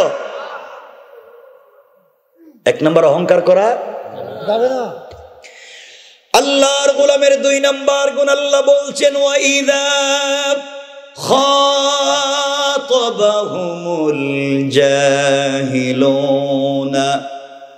ক্বালু সালামা। আল্লাহ রাব্বুল ইজ্জত ওয়াল জালাল বলছেন, মুসলমানেরা, এই দুনিয়ার জমিনে যারা আমি আল্লাহর গোলাম দাবি করবে, আশিক রাসূল দাবি করবে, আমি আল্লাহর গোলাম নিজেকে মনে করবে, বান্দারে, আল্লাহর গোলামের 2 নম্বর গুণ হলো, আমার গোলামকে কেউ গালি দিলে গালির জবাব দিবে না, আঘাত করলে আঘাতের জবাব দিবে না, গীবত শিকায়ত সমালোচনা করলে জবাব দিবে না, বরং আমি আল্লাহর গোলামকে কেউ যদি গালি দেয়, আমার গোলাম গালির জবাবে গালি না দেয়া ওই ব্যক্তির জন্য শান্তি আর সালামতের দোয়া করে যায়। পড়েন সুবহানাল্লাহ। তাহলে আল্লাহর গোলামের 2 নম্বর গুণ, গালি দেওয়া যাবে না। কথা বলেন না, গালি দেওয়া যাবে না। আপনারা দেন না, কয়ে ফেলেন, কিছু কইলে কইন না, হেরা গালি কিছু হইলে কই বাইরে আয়, কার বাপের ছেলে একটু দেখকে নি, ঠিক না? ঠিক না। এগুলা আল্লাহর গোলামের 2 নম্বর গুণ, গালি দেওয়া যাবে না। কেউ যদি আমাদেরকে গালি দেয়, অবদ্ধমি করে, কষ্ট দেয়, গীবত করে, শিকায়াত করে, আমরা বিনিময়ে কি করব? শান্তির দোয়া করব। রব বলেছেন, খাতাবাহুমুল জাহিলুন, কোন জাহিল যদি তোমাকে কষ্ট দিয়েও ফেলে, গালি দিয়েও ফেলে, কালু সালামা, তার জন্য শান্তির দোয়া করো, তাকে সালাম করো। পড়েন সুবহানাল্লাহ। আল্লাহ বলছেন, কেউ গালি দিলে কি দিব? সালাম। কি দিব? বলেন না বাবা, কি দিব? সালাম দিব। সালামের কথা যেহেতু আসছে, 2 মিনিট শুধু শুনবেন, আমাদের পরিবার ঠিক হয়ে যাবে ইনশাআল্লাহ। আল্লাহ বলছেন, কেউ গালি দিলে আমরা বিনিময় কি দিতাম? সালাম দিতাম। এই সালাম যদি পরিবারের ঠিক হয়ে যায়, খুব মনোযোগ দিয়ে শোনেন, সালামটা যদি পরিবার থেকে শুরু হয়। শামাইলে তিরমিজিতে আম্মা জান আয়েশা সিদ্দিকা রাদিয়াল্লাহু তাআলা আনহা বলেন, আমি যখন দেখতাম আমার প্রিয়তম স্বামী বিশ্বনবী সরকারে কায়নাত রাসূল পাক সাল্লাল্লাহু আলাইহি ওয়াসাল্লাম ঘরে আসতেছেন, আম্মা জান আয়েশা বলেন, আমি নবীজির দেখলেই ঘরের কোনায় দাঁড়িয়ে থাকতাম, পর্দার আড়ালে দরজার চিপায় দাঁড়িয়ে থাকতাম, নবীজি যেন আমারে দেখতে না পান। তিনি ঘরের ভিতরে এসে আমাকে খুঁজে না পেয়ে আয়েশা বলে ডাক দিবেন, আর আমি ঘরের দরওয়াজা খুলে দিয়া ঝাপটি মেরে তাকে জড়িয়ে ধরে তার কপালে আমি স্ত্রী হিসাবে তাকে চুম্বন করে সর্বপ্রথম আমি তাকে সালাম দিব। কিন্তু আম্মা জান আয়েশা বলছেন, ওয়াল্লাহি, আল্লাহর জাত ও সিফাতের শপথ, আমি আমার জিন্দেগিতে আমার স্বামীকে সালাম দিতে পারলাম না, বরং রাসূল পাক ঘরে আসার অনেক দূরে থাকতে তিনি আমাকে সালাম দিতেন না। সুবহানাল্লাহ, এটা কালকে কইেন, মানে বউরে সালামের কথা আইছে তো, কিচ্ছু কয় না এরা। রাসূল পাক নিজের স্ত্রীকে সালাম দিয়েছেন। বিশ্বনবী, আল্লাহর পরে যার মর্যাদা, তিনি তার স্ত্রীকে সালাম দিয়েছেন। শামাইলে তিরমিজি রাসূল বলেন, যেই ঘরে স্বামী স্ত্রীকে এবং স্ত্রী স্বামীকে সালাম করবে, আল্লাহ তাদের ঘরে 100 থেকে 300 বারাকাতের দরওয়াজা খুলে দিবেন। আর জোরে পড়েন, নামাজ পড়েছেন। মেশকাত কিতাবের নাম মনে রাখবেন, মেশকাত শরীফ, বাবের নাম বাবু তিব্বে ও রেকাক, ডাক্তার এবং ডাক্তারি। নবীজি বলেছেন যে করে স্বামী স্ত্রীকে, স্ত্রী স্বামীকে বড় করে আওয়াজ করে মহব্বত করে মুস্কি হাসি দিয়ে সালাম করবে, তাদের হার্ট এবং কিডনিতে যদি কোনো রোগ থাকে আল্লাহ তা থেকেও তাদেরকে মুক্ত করে দিবেন। আর জোরে পড়েন না সুবহানাল্লাহ। তাহলে তো একে অপরকে সালাম দিতে হয়। এই জন্য বাবা রসুল পাক যদি স্ত্রীকে সালাম দিয়েছেন, কারণ কি আমাদের ঘর থেকে আজকে শাহজালাল, শাহপরান, জুনাইদ বাগদাদি, আব্দুল কাদের জিলানী, মুঈনুদ্দিন চিশতি এমন আল্লাহর ওলিরা আজকাল আমাদের মায়েদের ঘর থেকে জন্ম নেয় না। আজকালকে আমাদের মায়েদের ঘর থেকে জন্ম নেয় বল্টু মিয়া, সুর, ডাকাত, মদ পান করে, ফেন্সিডিল, ইয়াবার কারবার করে, চুল কাটে, বাংলা লিঙ্ক কাটে, এই যে দিক খালি ওখানে রেখে দেয়। কথা বলেন না কেন? এমন সন্তানেরা আমাদের মায়েরা জন্ম দিচ্ছে, তাদের ঘর থেকে ভালো মানুষ জন্ম নিচ্ছে না। স্বামী স্ত্রী সম্পর্ক কত চমৎকার ছিল, আল্লাহ তাদের ঘর থেকে জন্ম দিয়েছেন হযরতে ফাতেমার মতো নারীকে। পড়েন না সুবহানাল্লাহ। হযরতে ফাতেমা এবং হযরতে আলী স্বামী স্ত্রীর সম্পর্ক কত চমৎকার ছিল, আল্লাহ তাদের ঘর থেকে জন্ম দিয়েছেন হযরতে হাসান, হযরতে হুসাইন। পড়েন না সুবহানাল্লাহ। এই জন্য বুঝতে পারলেন তো, পরিবার যদি সুন্দর না হয় বাচ্চা ভালো পাওয়ার সম্ভাবনা নাই। এই জন্য পরিবারকে সুন্দর করতে হবে, স্বামী স্ত্রী একে অপরকে সালাম দিয়ে শুরু করতে হবে। পারবো তো? আওয়াজ দিতেছে মুরব্বী বাবা, বউরে সালাম দেননি আপনারা? মিথ্যা কথা কইেন না, কে বলবো দেন না কেন? যে মুরব্বীরা হাসতেছে, হ্যারাসমেন্টটা করতেছে, হুজুর 70 বছর গেছে বউরে সালাম দিলাম না। আজকে সালাম দিলে বউ কইব বুড়িয়া কোন কাম গড়াইছে, আর আমরা সালাম দিয়ে ভাব মারতেছে। যাই হোক, আপনি সালাম দিবেন ইনশাল্লাহ। বলেন ইনশাল্লাহ, একটু আওয়াজ করে বলেন ইনশাল্লাহ। আজকে ওয়াজ থেকে বাসায় গিয়ে, আজকে ওয়াজ থেকে বাসায় গিয়ে ঘরের দরজা দাঁড়াইয়া বলবেন স্ত্রী আসসালামু আলাইকুম ওয়া রাহমাতুল্লাহ। বউ কইব মা মুরব্বিরে কোন ভূতে ধরলো আজকে, জীবনে সালাম দেন আজকে দিকে দিতেছে। আপনি বলবেন কোনো ভূতে ধরে নেই, যে হুজুর ওয়াজ করছে আর আমি সুন্নত আদায় করছি। দিবেন? কিছু কয় না এরা। দেখেন, সালাম যদি না দেন, ইনশাল্লাহ যদি না কন, আমি কিন্তু ওয়াজের বিষয়বস্তু থেকে পাল্টাইয়া দিব, অর্থাৎ 4 নম্বর আয়াতে চলে যাব। এর অর্থ হলো, এই যে বউরে দিয়ে আপনারা ঘরে রান্না বাড়ি করান না? বউ রান্না বাড়ি করে, ঘর মুছে, বাথরুম পরিষ্কার করে, হাঁস মুরুগ থাকলে তাও দেখে, গরু ছাগল থাকলে তাও দেখে, আত্মীয় স্বজন আসলে তাও দেখে, সব কাজ কাম স্ত্রী করে। আমি হেই ওয়াজ করে দিব, সব আপনি করা লাগবে, সব আপনি করা লাগবে। এমনকি যদি ছোট বাচ্চা থাকে, এর দুধও আপনি খাওয়াইতে হবে। কোত্থেকে এনে খাওয়াবেন এটা আপনি জানেন। কারণ বলেন আমি কি হেই ওয়াজ করে দিতাম, শুরু করতাম এটা না, জায়গায় আসি থাকতাম এখানে, তাহলে সালামটা দিবেন এটা কইয়া ফেলান আমারে। তাহলে আমরা আওয়াজটা এখানে রাখি, নিলে হেই ওয়াজ শুরু করে দিব, ঘরে গেলে বউ তো দরজা খুলে দিত না, উল্টো হয়ে যাবে সব। সালাম দিবেন তো ইনশাআল্লাহ? জোয়ানেরা বলো না কেন, একটু আওয়াজ করে বলো ইনশাআল্লাহ। যুবক তোমাদেরকে আমি চিনি ভাই, বসো না কয়েক মিনিট, দেখো কি কই। তোমরা যে খারাপের খারাপ, কি যে খারাপের খারাপ হয়েছে এরা। বসো তোমরা যে বিয়ে তো কপালে নাই, হে প্রেম করে 10টা 12টা, আর বিয়ের সময় খুঁজে আল্লাহ আমি তো প্রেম করছি 10টা 12টা, বিয়ের সময় আমার রাবিয়া বছরের মতো একটা মেয়ে দিও। আল্লাহ কয়ে বাটপার করছসটা কি? তুই যেমন আমি তো তোরে দিমু তেমন। কোরআনে বলছি পবিত্রের জন্য পবিত্র, অপবিত্রের জন্য অপবিত্র। তুমি যা করছো বউ যেটা পাইবা নিশ্চয় এমনই পাইবা, এটা কোরআনের আয়াত।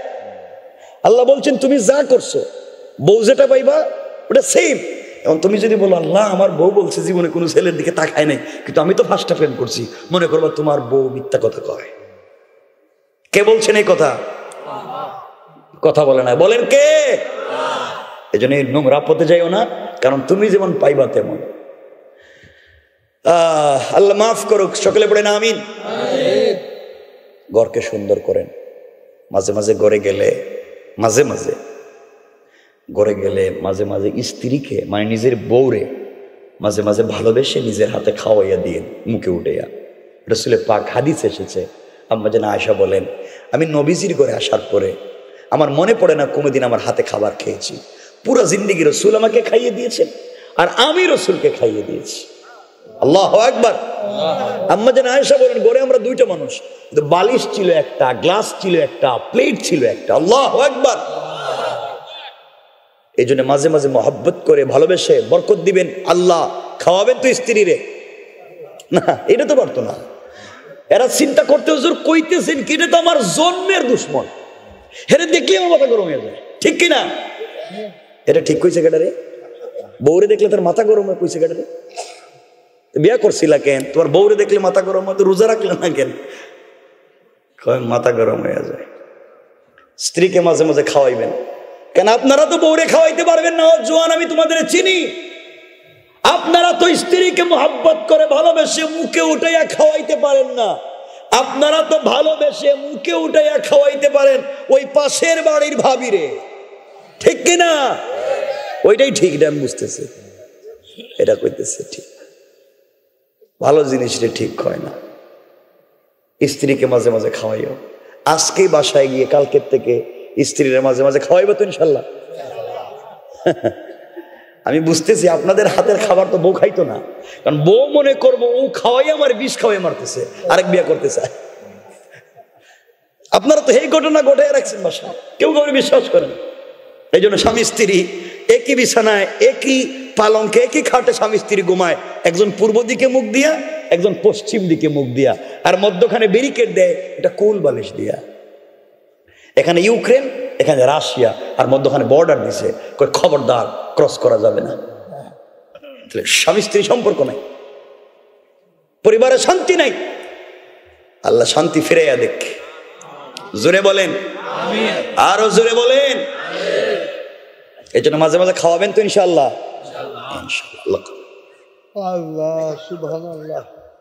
আল্লাহর গোলামের 2 নম্বর গুণ, গালি দেওয়া যাবে? বলেন যাবে? খুব মনোযোগ দিয়ে শোনেন, স্বামী স্ত্রী কেমন সম্পর্ক হওয়া চাই। কারণ কিয়ামতে স্বামী স্ত্রীকে, স্ত্রী স্বামীকে একজন একজন করে আল্লাহ জিজ্ঞাসা করবেন। স্ত্রীকে জিজ্ঞাসা করবেন, স্ত্রী বলো তো তোমার স্বামী কেমন ছিল? স্ত্রী যদি বলে আমার স্বামী ভালো ছিল, আল্লাহর প্রশ্ন করতে চাইবেন। স্বামীকে জিজ্ঞাসা করবেন তোমার স্ত্রী কেমন ছিল। যদি স্বামী বলে আমার বউটা ভালো ছিল, রব আর কিছু জানতে চাইবে না, তাকে জান্নাত দিয়ে দিবে। তাহলে আমরা এই জায়গায় সম্পর্ক ভালো রাখতে পারবো না ইনশাল্লাহ। আপনি যত পিরাকি দেখান, আপনি যত ভালো মানুষ সাজেন, কারণ পৃথিবীর কেউ না জানলেও আপনার বউ জানে আপনি কত নম্বর। কথা বলেন না কেন? এখানে একটা ঘটনা মনে পড়ে গেছে, 1 মিনিটে বলতাম নি, খারাপ পাইবেন না তো। এটা কোরআনের কথা না, কিন্তু এটা হাদিসেরও না, এটা আশরাফ আলী থানভী উনাল মারফুজাতে বলছেন। আশরাফ আলী থানভী, কষ্ট পাবেন না তো? কারণ স্বামী যত বড় জিনিসই হোক পীর, দেখবেন বউ মুড়ি দিতে চায় না। তুমি কত নম্বরের পীর রে, আমি চিনি না তোমার। আশরাফ আলী থানভী, 1 মিনিটে শুনেন, আশরাফ আলী থানভী রহমতুল্লাহ উনার মালফুজাতে নিয়ে এসেছেন। 3 জন ব্যক্তি সমরকন্দে আল্লাহর এক ওলির কাছে বায়াত হওয়ার জন্য 3 ব্যক্তি আসতেছে। কিন্তু যে আল্লাহর ওলির কাছে বায়াত হইতে চায়, এই আল্লাহর ওলির বউ একবারে অরিজিনাল আজরাইলের মতো ভয়ঙ্কর, হুজুরও পিডায় মাঝে মাঝে। আপনার হাসতেছেন মনে মনে, কইতেন হুজুর আমার বউ তো আমার পিডায়, ঠিক কিনা? এটাও ঠিক, এরা দিকে ঠিক কইল কে? বুঝলাম না। এরা একটা বউরও মায়ের খাই নিয়ে গেল, আমি বুঝতে পারতেন। এরা যেটাই কই ঠিক মাইরা দেয়। আমার বন্ধুগণ, তো এই 3 ব্যক্তি তার কাছে মুরিদ হইতে আসতেছে বায়াত হতে। আল্লাহর ওলি স্ত্রী যে এত নির্যাতন করে গালি দেয়, তালাক দেন না। আল্লাহর কাছে বলছেন, আল্লাহ আমি যদি এই বউরে তালাক দিই, তাহলে আমার আরেক মুসলিম ভাইয়ের কাছে বিয়ে হইব, ওরেও ডিস্টার্ব করবো। দরকার নাই কাউরে ডিস্টার্ব করার, ও ডিস্টার্বটা আমার কাছেই থাক। আল্লাহ তাআলা কবুল করে তাকে বড় ওলি বানিয়ে দিয়েছে। সুবহানাল্লাহ বলেন না? তো ওনার কাছে 3 ব্যক্তি মুরিদ হইতে আসছে, বায়াত হইতে আসছে। বাড়িতে যখন ঢুকছে, তখন স্ত্রী বাড়ির উঠান ছিলেন তো, আঙ্গিনা ঝাড়ু দিতেছে। 3 ব্যক্তি এসে জিজ্ঞেস করে, মা এই বাড়ির পিসাব হুজুর কই? আমরা 3 জন বায়াত হইতে আইছি। কই পিসাব কেডারে? কই যে হুজুর, কোটা তো ভাট পার রে, তোমার স্বামী, তোমরা এর সিন লাগেন। পাবলিক কয়, সারা দুনিয়ার মানুষের ওলি আউলিয়া কয়, আর বৌদিকির গালাগালি করে। মহিলার হাতে ছিল ঝাড়ু, বলতেছে তোমরা যাও, নাহলে ঝাড়ু দিয়ে ফিডাম। স্বামী কি জিনিস আমি চিনি, যাও। এরা তিনজনা বলতেছে বাপরে থেকে লাভ নাই, যদি মায়ের খাই চলো যাই। তিনজন বাইরে গেছে, কিন্তু আল্লাহর ওলি, উনি অরিজিনালি আল্লাহর ওলি ছিলেন, মুস্তাজাবুদ দাওয়া।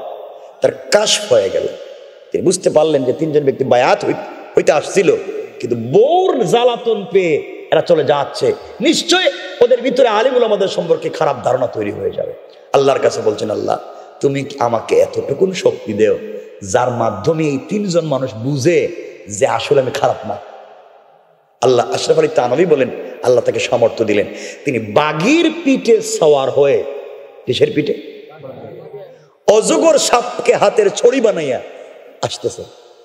এই তিনজন ব্যক্তি দেখতেছে রাস্তাতে, কিরে যে বাঘের পিঠে বসতে পারে, অজগর সাপকে হাতের ছড়ি বানায়, হে পীর হইব না তুই বকেটা। আর বউ কইল কি? তিনজন গিয়া হুজুর বাড়িতে গেছিলাম, আল্লাহর ওলি আগেই বলছেন তোমাদের কি আমার বউ মারছেনি? হুজুর মারে নাই, মারতে চাইছিল। আল্লাহর ওলি বুঝাইয়া বললেন যে আমার স্ত্রী একটু গরম, আল্লাহ এই ধৈর্য ধরছি, এই জন্য ধৈর্য ধরলে আল্লাহ আমাকে মাকাম বাড়াইয়া দিচ্ছে। তারা বায়াত হয়ে চলে গেছে, খুব সংক্ষেপ করে বলতেছে। আল্লাহর কাছে তিনি বলছেন, আল্লাহ কমপক্ষে আমার বউটারে হেদায়েত দাও, আজকে তুমি আমার এমন একটা কারামত দাও যা দেখে বউ যেন হেদায়েত পায়। আল্লাহ তার একটা কারামত দিলেন। আশরাফ আলী থানভী বলেন, আল্লাহর ওলি নাকি ওই সময় বাতাসের উপর দিয়ে এবং উড়ে উড়ে, এই যে উড়ে উড়ে যাইতেছে। বউ কোথায়? স্ত্রী কই? বাড়িতে কোন জায়গায়? এই যে উঠান ঝাড়ু দিতেছে।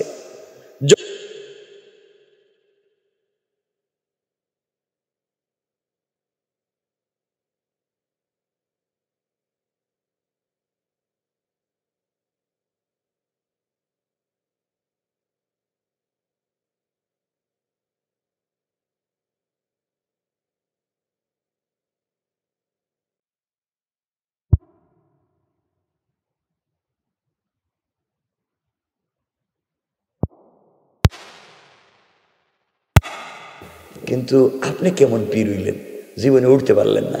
আল্লাহর ওলি বলছেন, তোমার কি পছন্দ হয়েছে? পছন্দ হয়েছে মানে কি?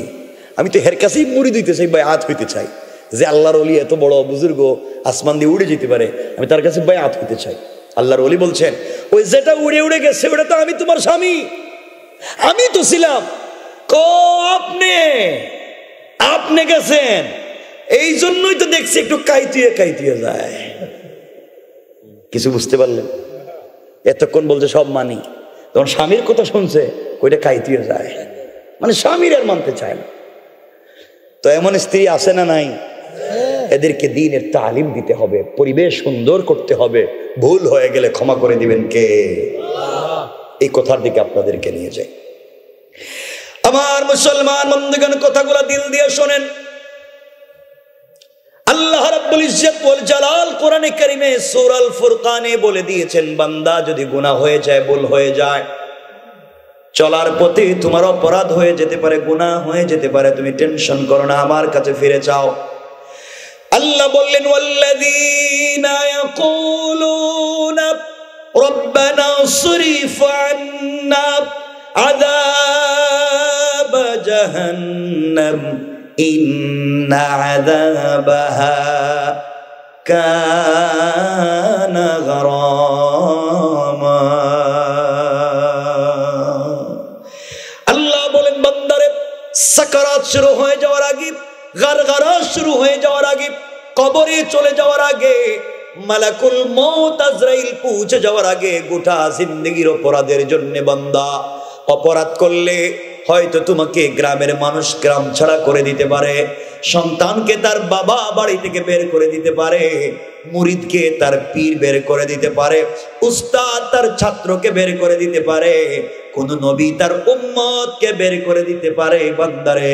কিন্তু অপরাধ করে আমার কোন বান্দা আমার কাছে যখন চায়, আমি আল্লাহ বলেছি, ইন্নাল্লাহ ইউহিব্বুত তাওয়াবিনা ওয়া ইউহিব্বুল মুতাতাহহিরিন, যারা তওবা করে পবিত্র হয়ে যায়, আমি আল্লাহর কাছে যখন ক্ষমা চাইবে, আমার দেওয়া কপাল আমার কুদরতের পায়ে লাগায়া, আমার দেওয়া চোখ থেকে পানি ছেড়ে দিয়া, আমার দেওয়া জবান দিয়ে সিজদায় পড়ে আমাকে ডাক দিয়া বলবে, আল্লাহ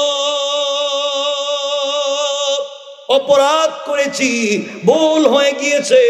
আল্লাহ রাব্বুল ইজ্জত ওয়াল জালাল বুঝাতে চাইলেন, বান্দারে 100 বৎসর যদি তোমার হায়াত দিয়ে থাকি, 99 বৎসর 11 মাস 29 দিনও যদি নাফরমানি করে ফেলেছো বান্দা, হায়াতে জিন্দেগি বাকি থাকতে তুমি বুঝতে পেরেছো ভুল পথে ছিলা, তওবা করে যদি ফিরে আসতে পারো বান্দা, আমি আল্লাহ কথা দিলাম বান্দারে, পুরা জিন্দেগির অপরাধগুলাকে ক্ষমা করে দেয়া, জান্নাতি বলে ফয়সালা করে দিতে আমার আল্লাহর 1 মিনিটও দেরি হবে না। পড়েন সুবহানাল্লাহ, আল্লাহু আকবার পড়েন।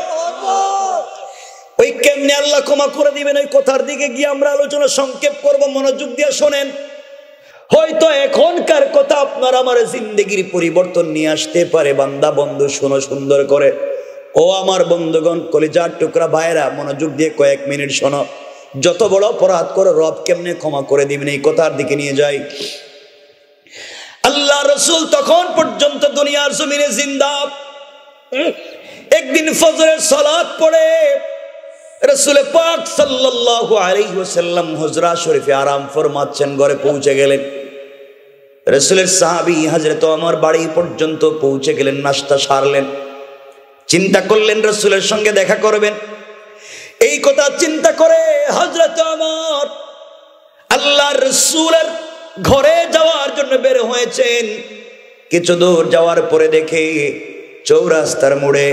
চৌরাস্তার মোড়ে সুন্দর চেহারার একটা যুবক, উস্কো কুস্কো চুল নিয়ে, পাগলের বেশি আওলা কেশে, জমিনের মধ্যে সিজদায় পড়ে চোখের পানি ছেড়ে ছেড়ে কান্না করে আর ডাক দিয়া বলতেছে, আল্লাহ।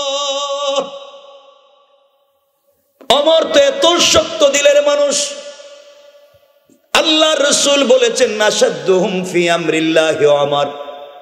ওমর তো শক্ত দিলের মানুষ, বললেই তার চোখ থেকে আবেগে পানি পড়বে না।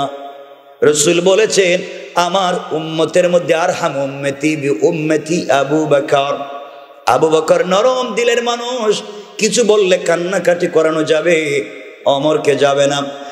ওমর এসে দেখলেন যুবক চোখের পানি ছেড়ে কান্না করে, তার চোখের পানিতে গালে দাগ পড়ে গিয়েছে।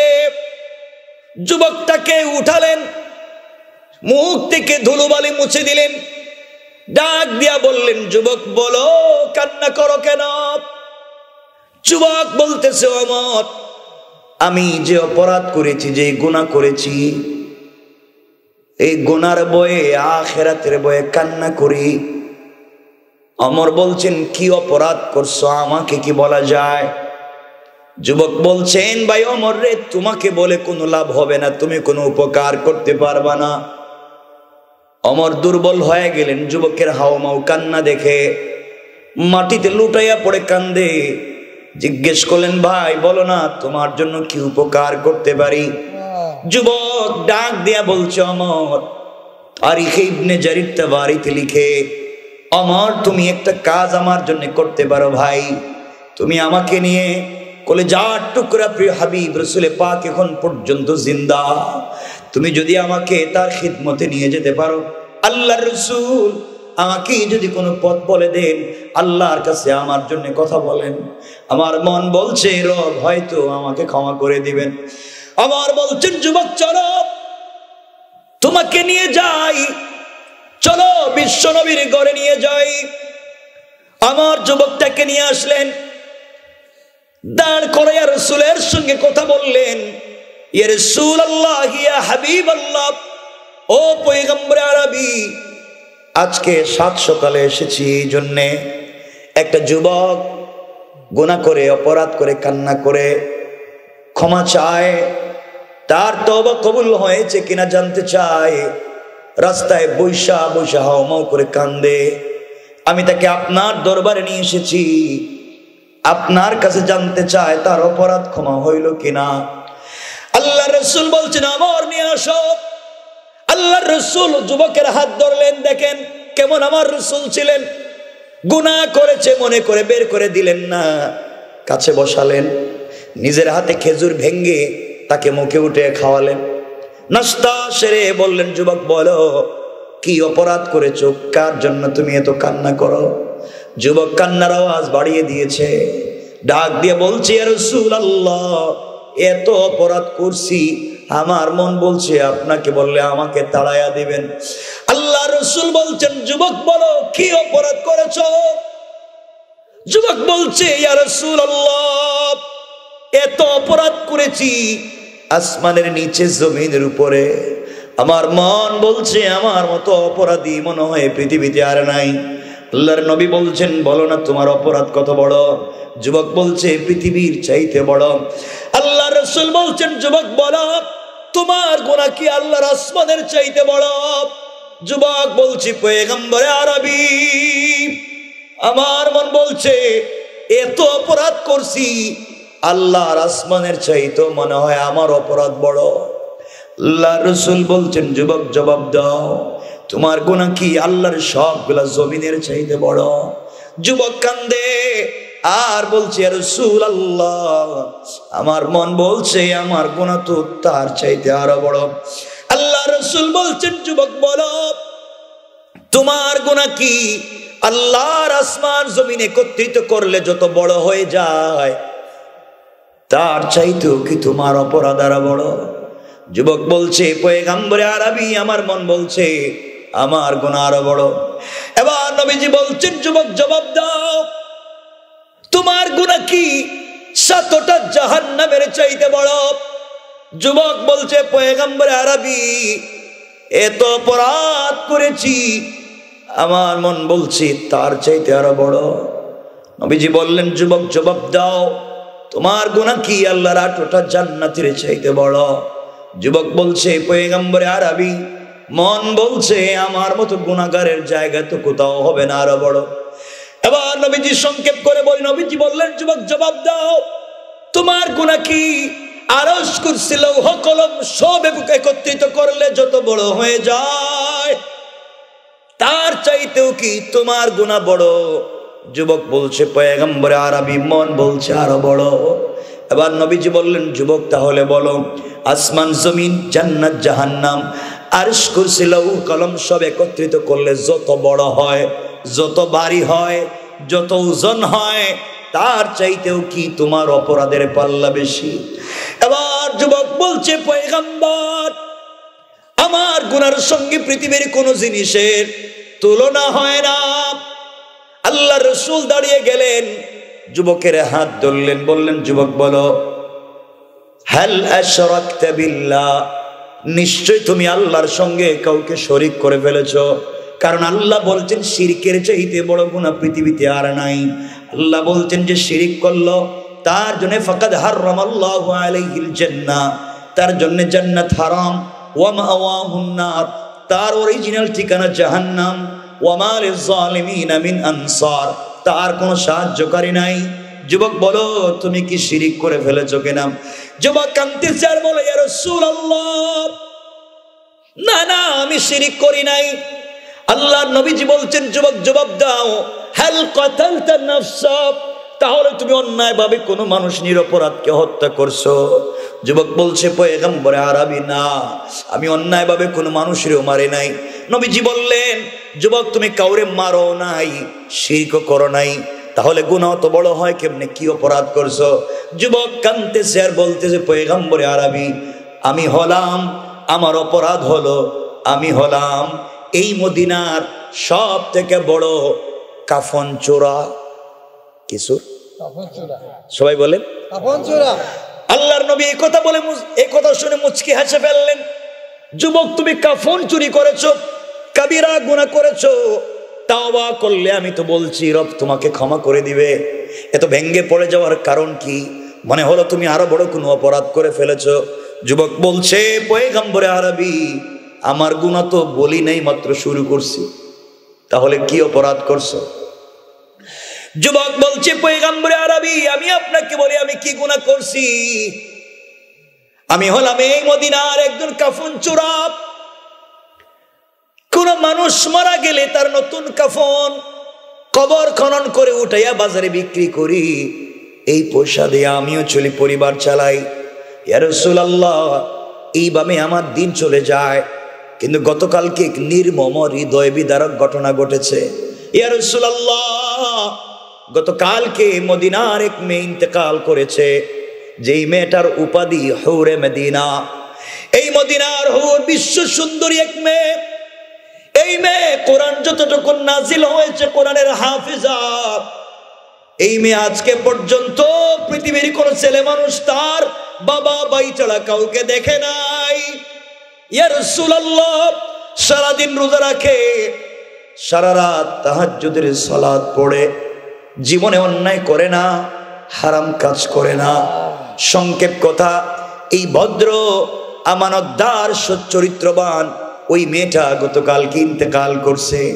ইন্তেকালের পরে সবাই মিলে তাকে কাফন পরাইয়া, জানাজা পড়াইয়া কবরে মাদফন করে রেখে দিয়েছে।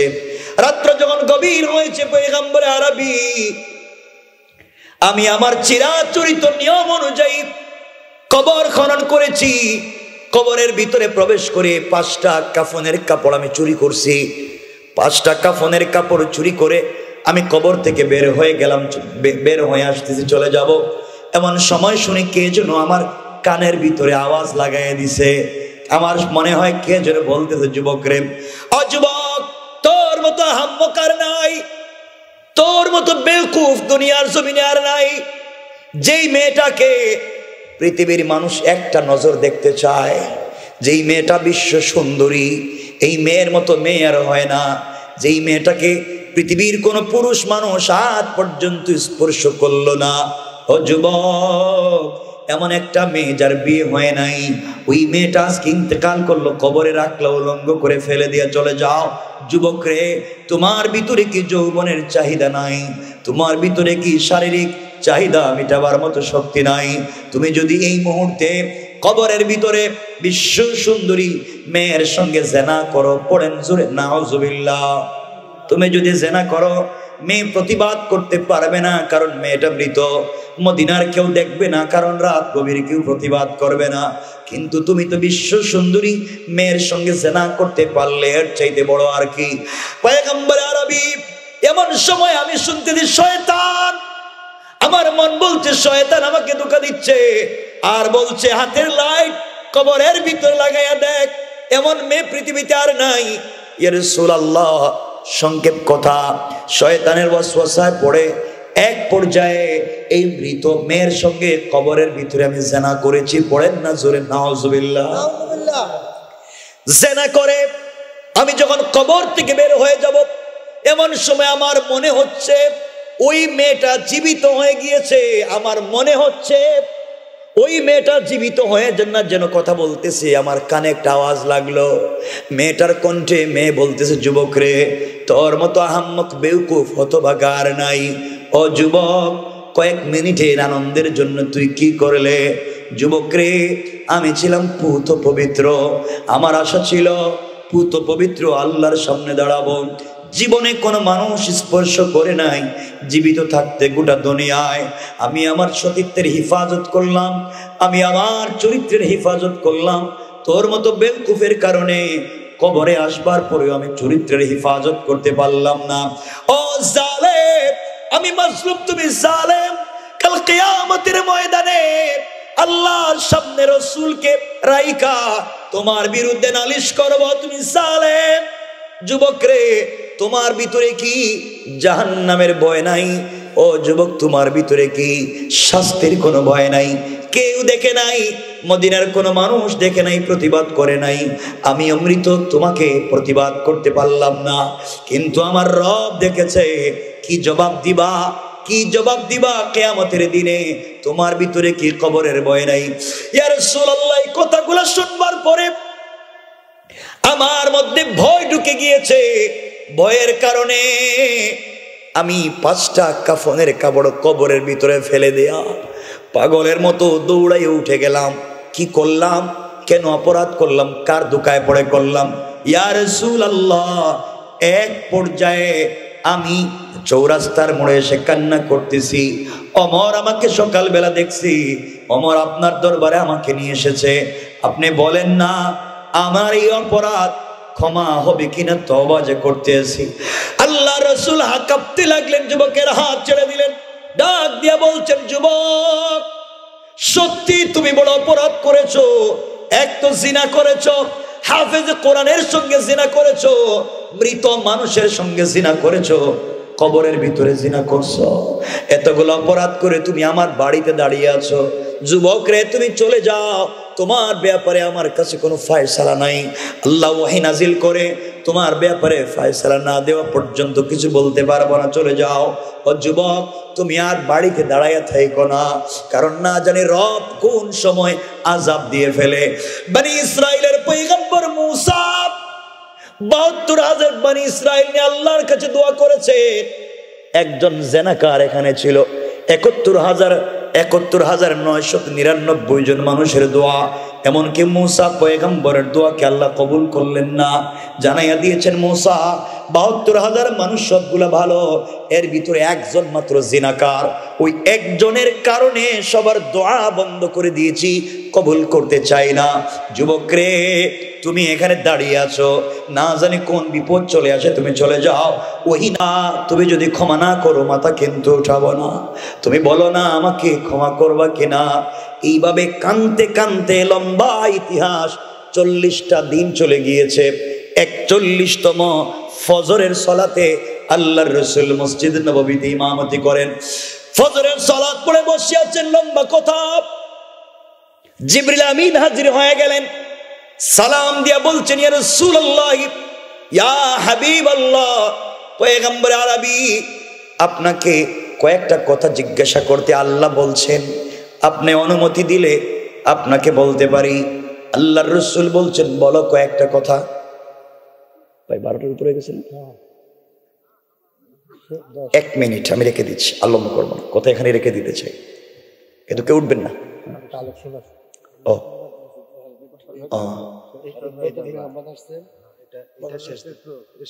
আচ্ছা, 1 মিনিট আমি রেখে দিচ্ছি, কষ্ট হচ্ছে না তো? আমি কথা লম্বা করতে হলো, আলোচনা অনেক লম্বা, অনেক দূর চলে যাবে। আমি আর লম্বা 12টা বলছিলাম শেষ করবো, 12:15 হয়ে যেতেছে। এটা আমারও ঠিক না, আপনাদেরও ঠিক না। কষ্ট হচ্ছে, আমি আর লম্বার দিকে নিতে চাই না। আমার বন্ধুগণ, কথাগুলো দিল দিয়ে শুনেন কি বলতেছে। 1 মিনিট। এক পর্যায়ে জিবরিল আমিন বলছেন, ইয়া রাসূলুল্লাহ, 1 নাম্বার জানতে চাই, আসমান জমিন আপনি বানাইছেন না আল্লাহ? আল্লাহর নবী বলছেন, জিবরাইল, এটা কোনো প্রশ্ন হলো নাকি? জীবনে এমন আশ্চর্য প্রশ্ন করলা না, সব তো আল্লাহ বানাইছে, এমনকি আল্লাহ তো আমারও বানাইছেন।